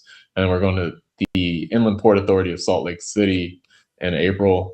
And then we have Atlanta on a list, OKC for innovation. So, yeah. So it's a more education of the public than it really is input as far as any changes being made. Those decisions that are being made, that board that we looked at, are the ones that are the decision makers when it comes to the where and how and so on. Okay. Absolutely. Got it. I'm going to jump into the chat real quick. If you got another second here. Wanda Lewis in the chat is saying, isn't the Inland Port Authority assignment is to get the land shovel ready to sell to potential developers? I think you were talking about that a little earlier, right? Yeah, and I would say that's probably tied to Airport Business Park and us. So we can do it both ways. We can get land shovel ready. We can also sell as is, or we can help to purchase. We're lucky enough to say that there's a whole Swiss Army knife of opportunity to help developers. And so the answer to that is yes. We want to make sure that we're doing both. Right on. Ariel's 402 question. Once the Air Park Port Authority project is completed, about how many jobs will be needed and what type of qualifications will be needed for work, and what is the range of pay for the jobs? Yeah, that's a great question. And I'll have to say we don't have the answer to that because we do not know what the plan is for Airport Business Park. And I'm specifically talking about the enterprise park that's bare land, right? Mhm. We do know that they have some remediation. Sorry, I have to stand up for this light here. Remediation. It's going to follow me Oh, here. check that out. Okay. You got You There you some real technology going on there. That's what's up. All right. go. Who's your cameraman back there? That's He's good. He's good. Yeah, but I apologize for that. But we do have to look at Enterprise Park and in phases. So first and foremost, there is the proposed truck route that might go through it, and we're still waiting to hear a concrete decision from the city on that. But we do know if a truck route goes through that site, that will eliminate a portion of the acreage there. So now you're looking at 41, potentially 41 acres to be developable. So you have OEDC with Burlington Capital, who's their partner in this process, okay. trying to analyze what they can do on that property first, and then And just to be go clear, ahead. that's the decision that they are making. That's not an Inland Port Authority decision. Like Right. OEDC is actually managing Yes. the project. And just to be clear, the Inland Port Authority is contractually obligated to assist. Like this is nothing that the Inland Port Authority chose OEDC. OEDC got Yeah. the grant from the state, and you just have to administer it, basically. Yes, yes. To be real candid, the state didn't want to navigate it, right? And so they passed it I down see to why. us. I see why. Uh-huh. And so we are the grantor and they're the grantee, but we still see there's a collaboration there. We want that to be successful for the community. So you're right. We will work with them. However, we also know that the community wants to see action. And so, and from our board perspective, that's where we land as kind of overseeing it to make sure that it's moving forward. But beyond that, yeah, we want to see shovels in the ground. We want to see that they come to the community and say, hey, these are the uses that we think are going to go here. Here's the actual map and layout of what's going to go here. And we're going to have developers, we're going to recruit companies. And then that job number that was asked, it'll be more clear there. I will say that the public should know, because of the statute, any project in Airport Business Park, they cannot take those funds and go do something outside of the Airport Business Park. The money has to cycle right back into it. And so just want to make sure for a 15-year period that has to take place. So there's a sentiment here. Terrace Hayes is in the chat saying it seems as though they did a lot of acquisition, but not a lot of definitive plans. There are a lot of possibilities and maybes in this conversation. I can kind of understand, grabbing the opportunity and looking at some, people like OEDC has been looking at the area and finding out, seeing the landscape here where anything can be done. I know there's been a lot of outreach to the public and to people on what should be there. We talk a lot about what should be there, and you guys have feedback mechanisms for that for people that are tapping in to see that. So we'll talk about that in a minute. And we're already about 3 minutes over our agreed upon time with you. So just in respect to your time, I hope that you're good. Okay, cool. We can stay a few more minutes. So I appreciate that. In the chat, Terrace Hayes asking, who is doing the community development and preparation for all of this training, and is there definite plans? And why does OEDC have such a large portion when they have had a long-standing record of underdevelopment? Who are the existing developers they may be entertaining? I think we answered some of that, but what's your thoughts on other parts of that question there? Yeah, I think that's fair to ask those questions. I would say that is probably slightly above my pay grade, so to speak. I don't know how the decisions got made 2 years ago or 3 years ago. However, I will say that that's why we're here, is kind of oversight. And so that to answer that question, when looking at the community and saying, well, we want these dollars here, but what entity can take on these dollars at that time? OEDC also has a track record of completing projects as well. So there's always the yin and yang of that. Any developer knows that there's some highs and some lows there. I will say that Mr. Maroney has been very intentional with us, at least, and the board has been very direct. So I will say our job is to oversee and make sure that they're achieving those goals. We actually have a payment agreement with them. And that means that they just received half of that 90 million from us in February. And they have to trigger that by invoicing and showing true to their cost and planning. Now, as far as what developers they're going to use, unfortunately for us, we don't have the control over that. They get to select who they want to select. There you go. And so, and what you don't want is, and I'll say this really clearly because OEDC has said it as well, you don't want a board operating as developers. Right. And so you want to let the developers develop. You want to have some guidelines, but they should bring that to the public. They should make sure that the community has a say-so and listen to them. And Paul, you mentioned it. The community did have a say-so a month and a half ago. Mm-hmm. They said, we want to see some logistics, manufacturing. We also want to see some innovation. We want these jobs to be high-paying jobs, and we want to see them flow through our community. So they have heard that. I will say, I appreciate you saying that and explaining that. I didn't want this. I don't want you to have to be the one sitting here answering OEDC questions. Right. I did reach out to Brother Maroney about coming onto the show. He didn't want to really come onto the show. He's not really the spokesperson for that situation, but he did agree that we would talk a little bit more about some of the situations, and that OEDC would be more forthcoming with some of those things. So we'll continue to go down that route. I just want to really clarify what you and your office is doing and where you fit in the equation. So I appreciate you laying that out for us on there. There was a meeting, shout out to the Documenters program that we're partners with in Vince Furlong. I'm putting a link in the chat to the notes that they took for one of the Inland Port Authority meetings that just happened in June. You can take a look at that, realize that, I mean, not June, January. No, what month is this? February. This meeting was February. Yes.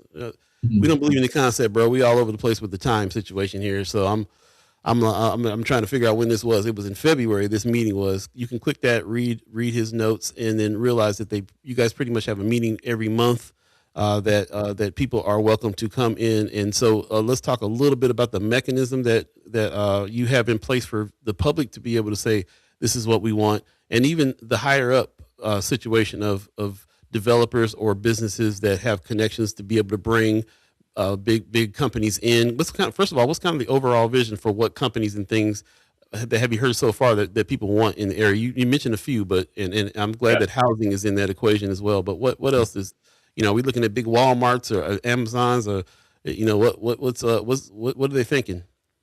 Well, a lot of the industries we've talked about, and in that meeting, we actually had Omaha Chamber, which has an MOU with OEDC. They spoke. Alec Gorinsky spoke. And so he talked a lot about recruitment and attraction of businesses and what industries make sense. And so we're not reinventing the wheel here, Paul. It's going to be the industries that are germane to what has been successful in Omaha area. But there will be some ancillary businesses that if you can look at the tech healthcare industry, you're going to see some interest in that. You're going to see some advanced manufacturing companies.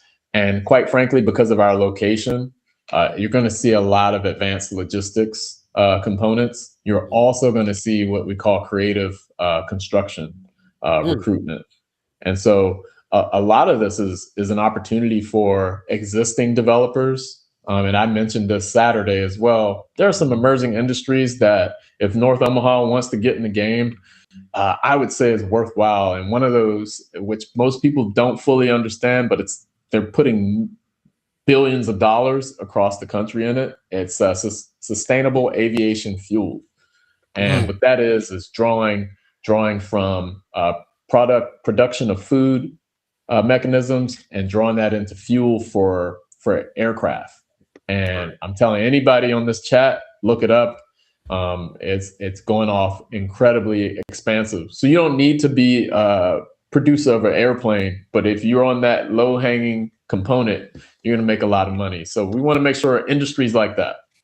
That really Yeah. that didn't really impress me Saturday when you mentioned that, because there's such a pipeline between the agricultural community here in Nebraska, and that the agriculture community is the ones who would make this fuel. So Mhm. make that bridge happen and make that happen is sounds like a pretty awesome thing. Do Mhm. us a favor at some point if you would go back and check out some of the questions that are in the chat. I know that some of these are questions that probably the OEDC probably has to answer. And so I'm trying to filter those through, but I do want to give some energy to those. And if there's anything that you can see, definitely check out. It's my camera. It's my camera. Your cameraman was like, "Look, somebody coming in. Hold up, hold So up." you might as well come on and say hi. Hold up. This is You're already on camera. We caught you. This Trying to is sneak in. Maya Lanu Wen. She is our chief of staff and has been on since January. So How you Hello. doing? I'm here to Hello, tell you hello. you're late. No, I'm just playing. Right? I'm like, well, it's awkward. No, thanks for the introduction there. Appreciate you. Appreciate that. So let's again, buddy, if there's anything that's standing out, especially in the chat, I want to give us a chance while we're here. Yeah. Make sure, and while we're doing that, maybe Brother Clark, just give me the information on where they can go, make suggestions. Where the public can reach out and say, here's some ideas, or want to learn more about the ideas you have already. Yes, sir. Yes, sir. We are at OmahaIPA.com. All of our information is on there. We're also ramping up what we call the social media side. So you can find us on LinkedIn at Omaha Inland Port Authority, Facebook, Omaha Inland Port Authority, even Instagram, Omaha Inland Port Authority. We'll do our best to ramp up that information. We're planning on a newsletter. We're also planning on engaging you all as much as you want. We will have public meetings every month, the first Thursday of the month at 9 a.m. Right now, those are happening at Metro Community College, but we are looking for a headquarters space where the community can incubate for business, can also have those meetings. And so if you can't find us in any of those places, our offices are at one of Justin Moore's developed sites right off of Florence Boulevard. It's 4411 Florence Boulevard, Unit 001. You'll see our big sign logo in front of the door. So feel free to reach out to us. There you go. Right on, buddy. Before we get out of here, anything that's standing out to you that we need to address real quick? Yeah, I just really appreciate Sister Wanda Lewis and her sentiment in the chat. Seemingly kind of picking up on what I'm picking up on as far as just clarification on what the Inland Port Authority is, what their actual responsibility is. I'll just speak candidly to the community. I know we, tend to lean on the side of distrust with a lot of these entities, especially when we talk about community investment, community development. I mean, we're 60 years in and haven't really seen the change that we all hope to see. So I understand it, but let's give it a chance. So again, thank you to Sister Wanda Lewis for clarifying on some things. Again, she says enterprise and commerce has nothing to do with the Inland Port Authority. That will be up to developers and how they zone certain areas for development. Also, she says the land acquired will simply be put up for bid to developers. She also says the Inland Port Authority's position is to acquire land and sell it to developers. That's it. That's it. So again, the Inland Port Authority is a mechanism, a tool for us, but don't expect them to save us. You have to come up with the ideas. You have to save yourself. You have to, again, bring forth the ideas, the energy, what you want to see. The Inland Port Authority is not going to save us. It is only a mechanism. It is only a tool for us to save ourselves, which this whole episode, get into, if you want to build, get into contractor camps, get into some of the training. Man, take advantage of these opportunities. Let's not distrust our way out of, let's not fumble the bag, y'all. Come on now. Yeah, I always reference Terry Sanders, who one of our elders here in town, Omaha Star. She's saying that right now too. Like, let's get past this attitude of not pulling the trigger on stuff. Money is here. Let's do something about it. Let's do something with it. So I appreciate that, and I appreciate you coming on and bring some clarification to this. And we obviously gonna need more. This is the one thing about us is that we're not a minute by minute news organization. We like to have prolonged conversations. So we'll have you back and we'll continue this conversation and for us to really get to know what role is happening. And we'll still continue to reach out to OEDC and see if they can answer some of the questions as well. And we've had many other of your partners, Land Bank, other people on the show to talk about these things, not in the context of these new developments, but it's time to bring them back too and talk to all the partners. Anybody else that you think we should talk to in order to get some clarification on this, let us know and we'll invite them on. Yeah, absolutely. I just want to say a few things. The Port Authority exists, and there's 300 of them across the country, inland port authority. So if people are looking for examples, they exist. This isn't a flash in the pan thing. We think if we can sustain ourselves for the community, we can continue to help and be a partner in development. And so that's our goal, really, is to make this sustainable. I would also say that we can do what they call, we're attempting to do what they call conduit bonding. If you look at Port KC, they have over 50 plus bonding projects right now. That means that they're able to support developers, as the gentleman mentioned. That is what our goal is. And so we're pushing that to the unicameral, hoping that it gets picked up by the bills that they have rolling around for the Port Authority expansion. That's going to help developers in our community. When you come to us with a project, we can bond that directly as the Port Authority and make that move forward quickly. And so that's our goal long term, is to make sure that this is sustainable, it's economic liberation, and we want you to hold us accountable to what we're supposed to do. There you go. I'll have to look into that conduit. I've never heard of conduit bonding. I'll look into it. Yeah, for sure. I like that. Appreciate that. Also, Terrace Hayes says the distrust is valid, and I don't want to take nothing away from that. We've all had experiences where we have a lot of reason to distrust a lot of stuff. So we appreciate you understanding that fact in the position that you're in order to be able to bring as much transparency as you can, and also be a part of holding your partners accountable, the people that are involved there as well. So you can always count on us to be able to come and talk about those things freely here. We don't really do the hot seat thing, but we want to just have conversation face to face and ask the real questions and get some honest answers, without the confrontation if we can avoid it. But we got to tell the truth. That's what it's all about around here. So we appreciate you coming on and doing that, man. And thank you. Anytime. I anticipated talking to you, and I'm glad we did. It was a great conversation, and we'll continue it soon. All right. Thank you all. All right, and we're gonna have to talk to your cameraman. I want that whole setup. Follow me around the house. That's what's up. Yeah, appreciate that brother coming through. That's what's happening. I appreciate all your questions. I'm sorry that I didn't get to all the questions and comments, but I'd like to. I'm taking notes on these questions because I'm kind of trying to figure out exactly who some of these questions are for. A lot of these questions are going to be for the major players. Come on, man. The bigger partners is what he called them. OEDC, at Burlington Capital.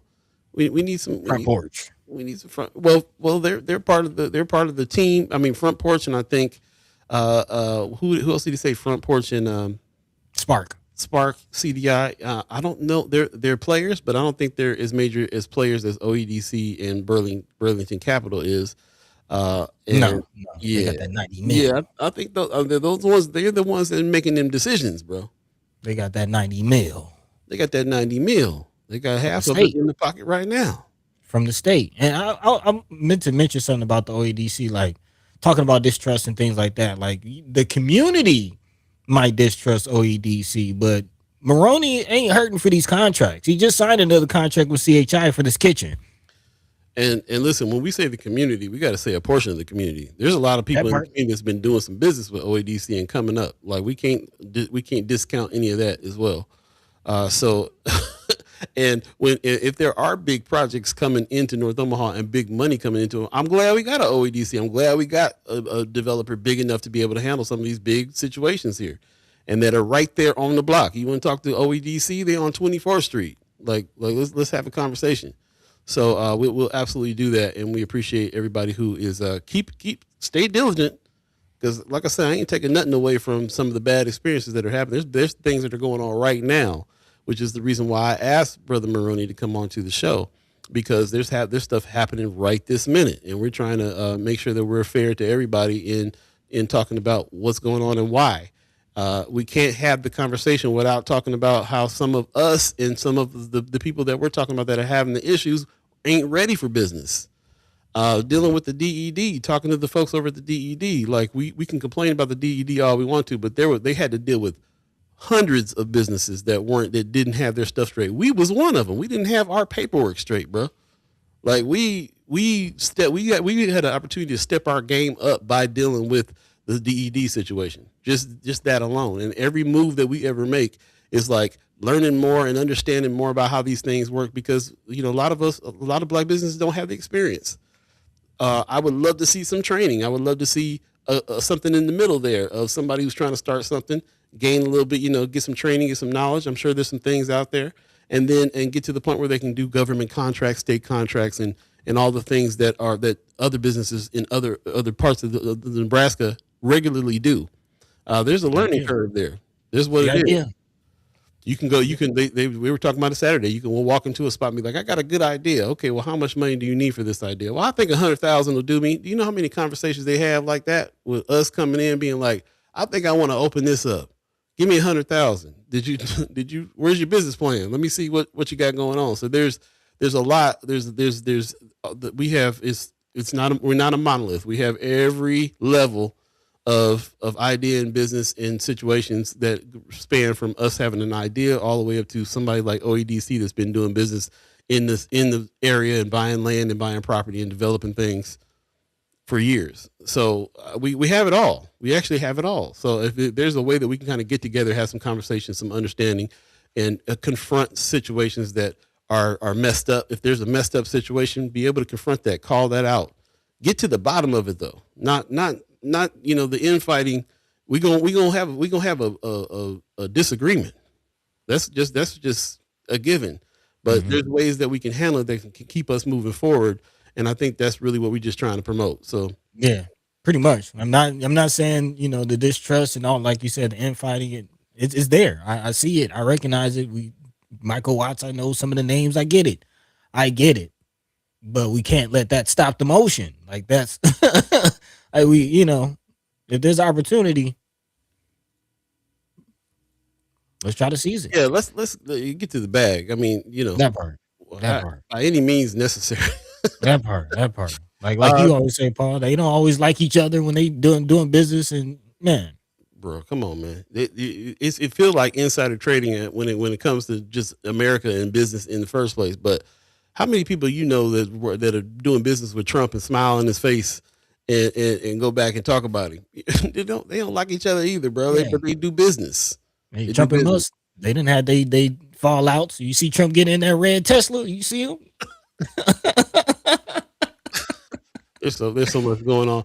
Pop says, excellent guest and interview. Wow, I appreciate you. Also, Michael Watson in the chat said, many echoing that tend to be the same ones, a part of everything, that some feel high level of distrust. Yeah, I looked at when I saw their board, I was like, oh, there's gonna be a lot of folks that be like, the same faces on the board. Yeah. Cathro in the chat, he said that's a bot. What's going on, brother? Appreciate you, man.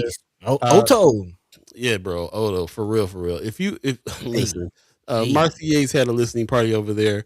Here's their lineup coming up here. Yeah, it goes down over there, man. If you haven't been to Oto Hi-Fi Lounge yet, definitely go check this out. They're just open. Kethro, avid chat chimer, my man, First Guy Omaha fam. You know what I'm saying? And he's got this spot open, and it's already a legendary spot. There's already legendary DJs playing there. Marcia's had his listening party the other night. On the map. It's right there in Exarban Village, right across the street from Omaha, from the theater where the Omaha Film Festival is happening right now as well. Lots going down in Exarban Village. I definitely highly encourage you to go check it out, see what's going on. Appreciate everybody in the chat, man. Wanda Lewis saying facilitation. Heather Williams says exactly, Paul. We can continue to concentrate on the past. We got to. We can't concentrate. We got to draw from it, because I'm not going to try to act like stuff didn't happen either. Right. We ain't gonna forget about the things that have gone down in the past. But we got to find new ways to try to figure out how to address them and make sure if the things that were messed up don't happen again, open some things up better. We're all problem solvers, so we can figure this out. Man, my whole thing is just like, okay, if you see this opportunity, there's hundreds of millions of dollars going into the Inland Port Authority, and you see there's players that you kind of are wary of, are you just not going to apply? Like, you miss 100% of the shots that you don't take. If you apply and then you don't get it, then we can say, okay, there's a pattern here. Now we can hold you accountable. But if you're just like, oh, that's the same old stuff, I ain't even gonna deal with that, I ain't even gonna apply, you just left hundreds of millions of dollars on the table. This is true. I will say this though, the pattern has already been set. It ain't like if it don't happen this time, now there's the pattern. There's been a pattern of some messed up stuff. So I can understand why somebody would get to that point. I still think, I still agree with you on apply still though. Let's figure it out though. That's what I'm saying. I'm not saying y'all wrong, but and I see questions and comments. I see questions and comments in the chat right now, especially and not just right now, but in the past few weeks of us having these conversations that are that they're asking those questions for accountability. They're asking who's involved, what's their track record, and you don't ask those questions unless you're trying to be involved, unless you're trying to solve that problem. So I appreciate all of that. And for the most part, especially on this show, especially our chat chimers, like this is where I feel like if anything is going to come of it, it's going to come here. Like, I feel like we're going to have these conversations here because we get into the conversation. I see a lot of backbiting and ugly stuff happening outside of our world. But in our world, I feel like people are asking the exact questions that need to be asked and getting down to the bottom of this. So I just highly encourage you to continue to do that.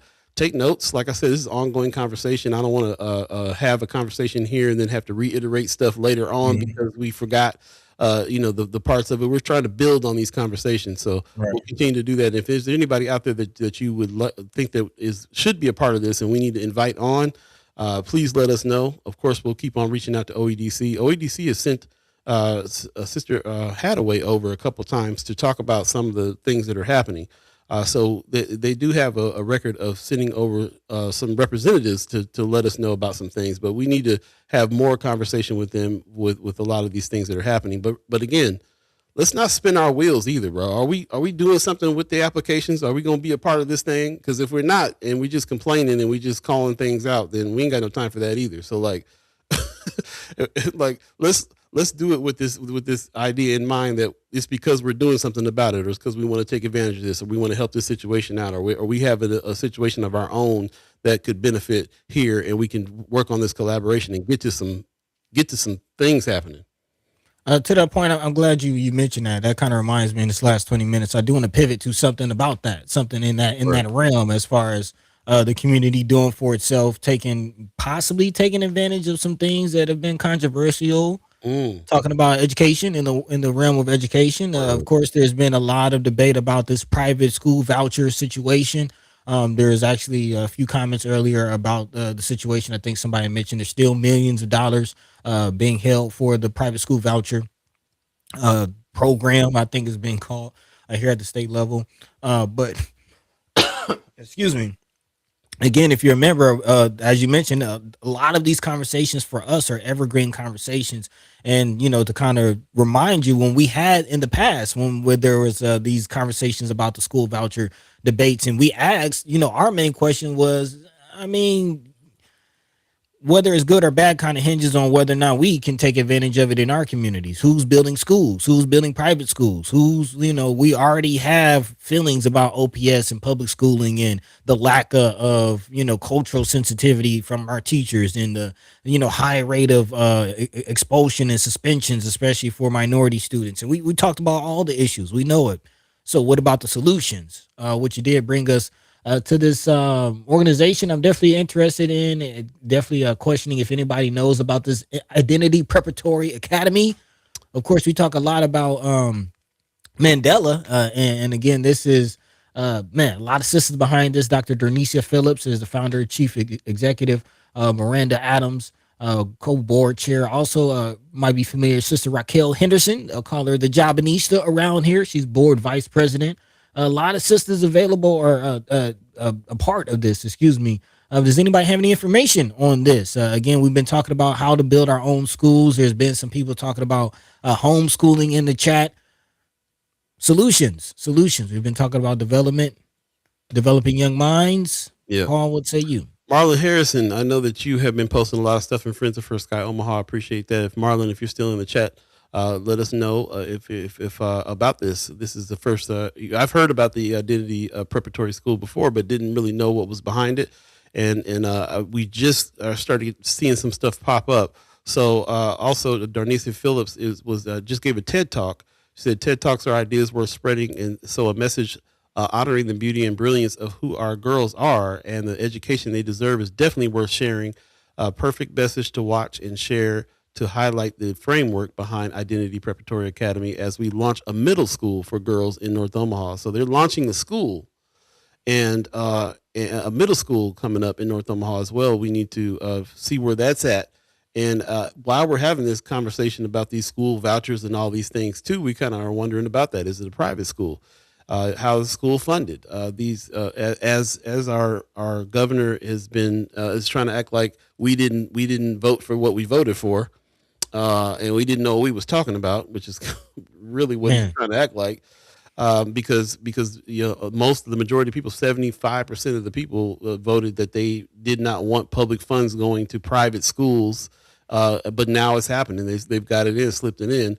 But we know that Senator Wayne, Senator McKinney, even a lot of folks that were about these private school situations, they were saying, listen, first of all, no, we don't want to take public funds and make them and turn them into private school funds, but private schools do need to be funded. We need to figure it out because OPS is, a lot of these school districts are failing our kids. And they need other alternatives. And then that leads us to the conversation of, are we going to start our own schools? Well, people here have, so it'd be interesting to understand how that happened and where they're going with it. Here's a picture of some of the girls that went over to the Jocelyn. So this school took them over to the Jocelyn. They gave a shout out to their partners at the Jocelyn. I love seeing young Black women, in the arts as well. I'm very interested in this school. Love to hear more about this school. And this is the fall of the money season. So how's it funded? Can it be done again? We'd love to hear that part as well. Marla Harrison says Identity Prep is the female version of Jesuit Academy. Okay. Okay. But I wonder who's behind that. If I'm not mistaken, Jesuit is a Catholic situation backed by the churches. Who's behind this Identity Prep? Is there a church connected? Is it an organization? Is it, Sister Dernicia? Love to, yeah, but we can ask her to come on and talk about it a little bit. Brother Hayes says, you can create homeschool academies. I was homeschool director and teacher for 5 years. That's what's up. Okay. Yeah. Sure. Other people in my family, they definitely went the homeschool route and was part of that scene. Tony Johnson says, would people be okay if our kids could receive these vouchers to attend a school like this? That's the question. That is the question. It's a tough one. It's been an ongoing conversation. It's been a tough question because we got to try to, we know that there's also a deficit at OPS right now that we've been talking about. Bree Fool came on and talked to us about. We also talked to Kimra Snipes about it as well, and why that happened and what they're trying to do about it. And of course, we know that if there's anybody that's going to suffer in OPS, it's going to be kids from our neighborhoods suffering. And this has been something that our legislators, Senator Terrell McKinney, especially, and Senator Spivey as well, they have been really kind of pushing for trying to get these kids some help. And private schools is part of it. So yes, would some of this work? When we left off on this conversation before, they were trying to reassure us that public funds weren't going to private schools. That's where I thought we left off. So to hear that not only is this back on the ballot, they've disregarded what everybody voted and decided they're going to give vouchers, that it is coming from public funds to put there. So that doesn't sound like first of all, it's not what everybody wanted in the first place. Again, back to this idea of, if you vote on something, it's supposed to be done. You're not supposed to have our leadership being like, yeah, you guys voted on that, but you don't really know what you were voting on. So we just gonna go ahead and do it how we want to do it anyway. That's not the way to get nothing done. But again, we also got to look at this part of it, especially because kids in our community suffer from a lot of the situation they have to do in public schools. So if there was a private school situation that might help, I'm sure these young ladies are getting helped at this school. Yeah. I've talked to several folks that have been helped going to the Jesuit school. Everybody was trying to get their kid in Mandela. These are all some situations that are alternative to the public school system. So is that the answer too? Yeah. A few people in the chat. Terrence Hayes says private school vouchers were not created for us. Also, Wanda Lewis says private schools will profit and receive tax write-offs. They also get to select students of choice. Yeah. And I mean, of course, we know that a part of the whole private school situation is tied to, Brown v. Board of Education and busing and certain segments of the community not wanting to school their children with other certain segments of the community. But my whole point is, hey man, it's checkers or it's chess not checkers. How can we play 4D chess? Even if the school vouchers were not made for us, we also knew public schools ain't quite made for us either. Let's get into that. And public schools aren't necessarily designed for our children to flourish mentally. So can we take advantage of some of these opportunities, even if it's not necessarily fitted, necessarily tailor made for us? Yeah. Let's get creative. They also do student selection in public school as well, in the same Man, way. that That's is a what it thing. is.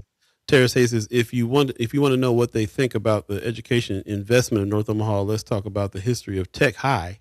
Whew, Mm. man, for real. Black Dynamite says they treat the general public like boo boo foo. Boo boo Hey, that's foo. okay. I'd rather you think I'm a fool and find out that I'm not than think the other way. Hey, let them think I'm That's real. dumb. That's real. Also, she says, Wanda Lewis says, we should have our own schools to include homeschooling. That's how you counteract that. Yeah, Let's talk about it. we Let's talk should. about it. Where does that money come from? That's the question. Right. That part. Here's a snippet from the Identity Prep School explanation. Yeah. Identity Preparatory Academy is reimagining of school as a liberated learning community for middle school girls. Learn, lead, and prosper. Learning identity, purpose, interest, leadership, and voice is uplifted, as well as the beauty and cultural wealth provided by the people, resources, and history of the community. That's some dreamy talk there that we like Man. hearing. It says by creating a supportive and empowering learning environment with educators and curriculum representative of the student population, we aim to equip our students with the skills, knowledge, and confidence needed to excel academically and thrive personally. This is a reclaiming of the cultural tradition of our community, teaching our children, exchanging the low expectations and outcomes in current systems with the promise of harnessing potential through self-discovery and culturally affirming practices is what is needed to change in the educational landscape for the girls in our community. Man. And I also want to Just acknowledge, take all my money. Go ahead. man. I also want to acknowledge, I believe Sister Wanda Lewis said earlier, no, Terrence Hayes. Terrence Hayes said in the chat, we need to grab a hold of these young men as well. I agree. We need something similar for the young fellas to get on their right path. Yep. Appreciate that. Appreciate everybody jumping in on that. We'll get more information. Maybe invite somebody over from that, because I'm still trying to ask that question. Trying to get to that question. How is it getting? How do you fund the school? How do you fund? We spoke to Dr. Umar a while back, and we all know that has been trying to raise money for years, putting school together. It took him about 7 years. Finally happened. So private schools without getting any state help or any of that kind of help take a long time trying to get made, for sure. I like this idea of coupling it with homeschooling some kind of way too. I love that idea. And just listening to their mission statement there that I just read, I feel like we all got the same feeling and idea. We all know that there's some problems. So what are we trying to do about it? We all jumped to this idea. Should we have our own school? Well, these people did it. Like to know how. Donnell Sessions in the chat, good morning, says, I'm very interested in hearing more about the vouchers. And if you don't need a child's school age, if you don't have a child's school age, I don't understand how a person can speak. Let us in the trenches get the information. My son is 28. I didn't think I would be back in my position, but now I have a 3-year-old, and OPS has been awful. I'm basically homeschooling now to keep my daughter safe. From the mouth of the parents. For sure. So, we all got horror stories too about our kids in school. Like I said, I got people in my family that went the whole homeschool route for various reasons, especially young black boys. I've had so many experiences with people in my family where I had to go down and have a talk with the teachers and the young black boys in my family. I almost got... I almost had to leave Hawaii one time over them messing with my little nephew. Man, furniture moving. Just had him in special ed just all the time over nothing. Brother couldn't even talk. You know what I'm saying? Like, couldn't even speak up and say something, express himself. They don't know how to deal with young black kids, and they treat them. And you see how they get treated. So how you gonna learn in that environment, in a hostile environment? It's just, and then what are you learning? That part. We had a whole a series of conversations about them taking facts out of social studies books at one point on this show. What are they learning, bro? That slavery was a choice. What are they learning, Man. on top of it? Nothing. There's not a lot of good. I mean, you can glean good from anything, and there are good teachers out there, and there are good systems out there, and there are good people on the school board out there that are trying to make some change and make some things happen. And if you're a diligent kid, you might be able to move past all the ridiculousness and figure some things out, and then get into a program like Upward Bound and go out and see how HBCU does things, and Man. you can do it. You can do it. You V's up every time we get on here because of how you being at a public school on the north side raised you. So yeah, and there were problems when you was in school too. So Yeah, it definitely was. You know what I mean? And I had my, fair share of dirt, but again, the community, you know what I'm saying, and like you said, having that diligence. But again, there's some people who fell through the cracks. You know what I mean? There's definitely peers, right. And how do we reach them? How do we kind of stem that tide? Right. I feel that. Black Dynamite in the chat says a friend of mine right now is trying to pull her son out of North for online because he got suspended for pure self-defense. Yeah, we can. Yeah, this is what I mean. Man. Brother Hayes says the community can fund the school with a simple investment plan. I would love to talk to you about that. This is right up our alley here. How can the community fund a school? How can investments clubs get together and raise some funds and build some schools? Mark Harrison says, I think every kid, when it comes to school, for me, public school is the reason who I am today. I got the help that I needed, and my teachers and counselors looked out for me. Yeah, man. Same. But let's be honest though. There is the good kid, bad kid thing. You know what I mean? Like there's teachers who will see the kid who kind of has everything going for them. Oh, they're the good kid. Let me wrap around them. And then the kid that ain't got food at home, you know what I mean, going through it. Oh, that's the bad kid. They get written off like that. That's a reality as well. And who's helping them? Word. That's real. Every kid different. You're right. I love the conversation, man. I when we get to the point of really talking about like what we can do with, for kids, especially, that's a huge deal. Education is definitely part of it. Definitely part of what will solve some of these problems. But you can be all the educated in the world if you don't take care of what's going on the poverty scene, then they're in trouble anyway. So we following the money on this season, and we got to figure things out. So it's very interesting that we were talking about this deficit that's happening in OPS. I want to know how that affects kids. How many stories are there of people trying to take their kids out of school because of issues and problems? I mean, that's a part of it. I also would love to speak to some teachers that are doing some good, and Brother Maine Haynes and everybody else who's been looking out for kids for years and made the difference. And made it so that kids, were able to get what they needed to get because they had people that nurtured them and so on. So, man, a lot of stories, man. Every story is different, but there's a lot of stories out there that we need to be tapping in on. Definitely, kind of, wrapping up in this last 3 minutes. In my mind, with Brother Terrence Hayes in the chat, saying we have enough educators, former educators, and willing parents to do it. We just have to come together, and that's. I've been trying to tell them, bro. I've been trying to tell them we all we got. But it's enough. Yeah. We all we got. But it's enough. I promise you, it's enough if we put it all together to make this happen. Like, man, yeah. I'm just seeing it. Like it's all connected. We get involved. What type of industries are we bringing to the community? What type of schooling are we giving our people to prepare them for these industries? We have an opportunity to push that line and have a say in all of that. We do. We have an opportunity, but again, it takes the one thing that we don't have, even though we have all that, is the money sometimes. So it really does take us putting that in motion as well, getting some ideas there.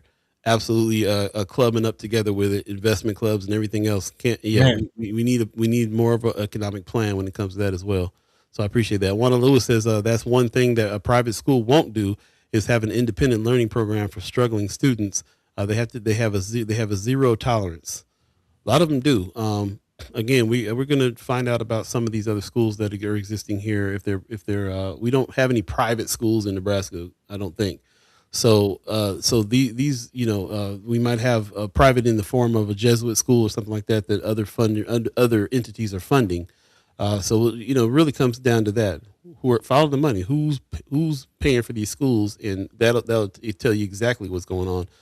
We know Logier, for instance, who is a family foundation. I heard Logier Family Foundation is the one that funds Nelson Mandela.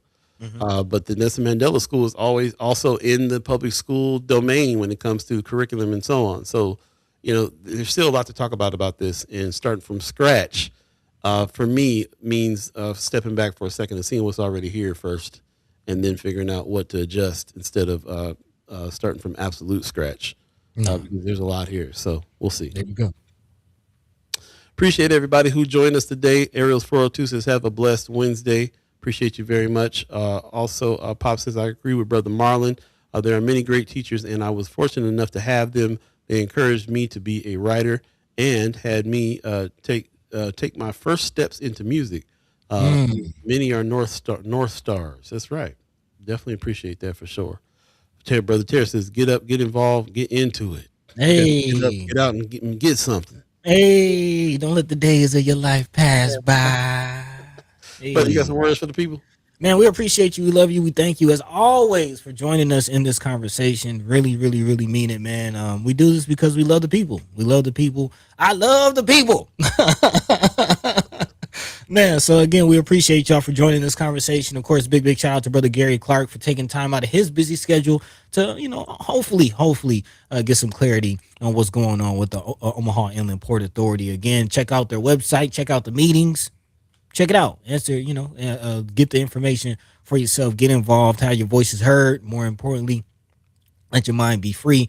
And with that, catch the same time, same place right here on First Sky Omaha in the morning, Paul. In the morning. Hey. Also, man, really quickly, man, wish me safe travels. I will be making my way to Austin, Texas for South by Southwest. For the next couple of episodes, I'll be cloud hopping, as we like to say. Staying on the pulse of the music game, what's going on in film industries and all of that. So I'll be, kind of giving a glimpse into a little bit of that over the next couple of episodes. But yeah, wish me luck on the road. Yeah, man. Yeah, be safe out there. It's a Trump world. Be safe. Man. You know what it is. Pop says, thanks for a wonderful show. The guest was awesome. See you Friday. As a matter of fact, appreciate you, Pops. We talked about what's going on Friday. We actually have Raquel Henderson on Friday. So speaking of this school that we just spoke of, right? We'll be able to ask her some questions. We just saw that she's involved with that school as well. So shout out to Raquel Henderson, doing big things in the mayor's office. So stay tuned for a conversation with her on Friday. Cannot wait to catch up with her to find out what's going on on that side of things. That's what's up. I was very, very happy that she agreed to come on the show. So we'll see her Friday, and we'll definitely talk about it. The Jobinista. Thanks to Omaha Tribe elders for allowing us to be on this land. Thanks to our elders for allowing us to speak before you. And thanks to you, the chat chimers, allowing us to speak with you. Really appreciate you coming onto this platform and speaking with us. That's what it's all about. So thank you. Really appreciate that very much. Do us a favor, share the show. Even after the show's over, you can go back and check it out in its entirety on YouTube, Facebook. Share the show. Let other people know that this is going on. These conversations are happening. And again, if you have ideas on who it is that we need to be speaking to about some of these evergreen topics that we are discussing, then let us know so we can bring that on. And I tell you, we got the best chat in the world, bringing in actual information, not coming in, cutting folks down, not coming in with the petty, not coming in with the mess, but coming in with some information. And we're going to continue to try to refine our chat to keep doing that, and leave it up to y'all for us to, let's treat it as we're speaking face to face. A whole lot of stuff I'm not going to say to you. I'm not going to be trying to be confrontational in your face. I'm not going to do it on the keyboard either. So we appreciate everybody who's going by that and respecting our guests that come on and has good questions for them. We got a good reputation around town. I've been hearing about this. Good reputation for us being able to come onto the show, feel comfortable to be able to tell the truth, be confronted in a way that they can be held accountable, but still, in a conversation that's respectful, which is what it is. We don't always feel like being respectful, but we also know that we can't really have we can't really continue the conversation unless we start with respect first for each other. So, Man, and respect comes from love. there you go. And I'm gonna tell you one thing that God loves, and that's the truth, Ruth. Yeah, that's my favorite Prince saying of all time. There's one thing the Lord loves, and that's the truth. Yes. We're going to get on out of here. We'll see you guys on Friday when we speak with Raquel Henderson. Thanks for joining us today. Take care of yourselves. Take a sweater, a jacket, a heavy coat, a T-shirt, an umbrella. just wear the snow boots, poncho. I mean, just take a duffel bag with all the costumes, because who knows what the weather going to be like out there. But, is what it is. It is Omaha. So I've learned that this is what it is. So we just have to get ready for it. So with that, take care of yourselves, and we'll see you on Friday. Peace, peace, peace. By the way, Vanglorious, this is protected by the red,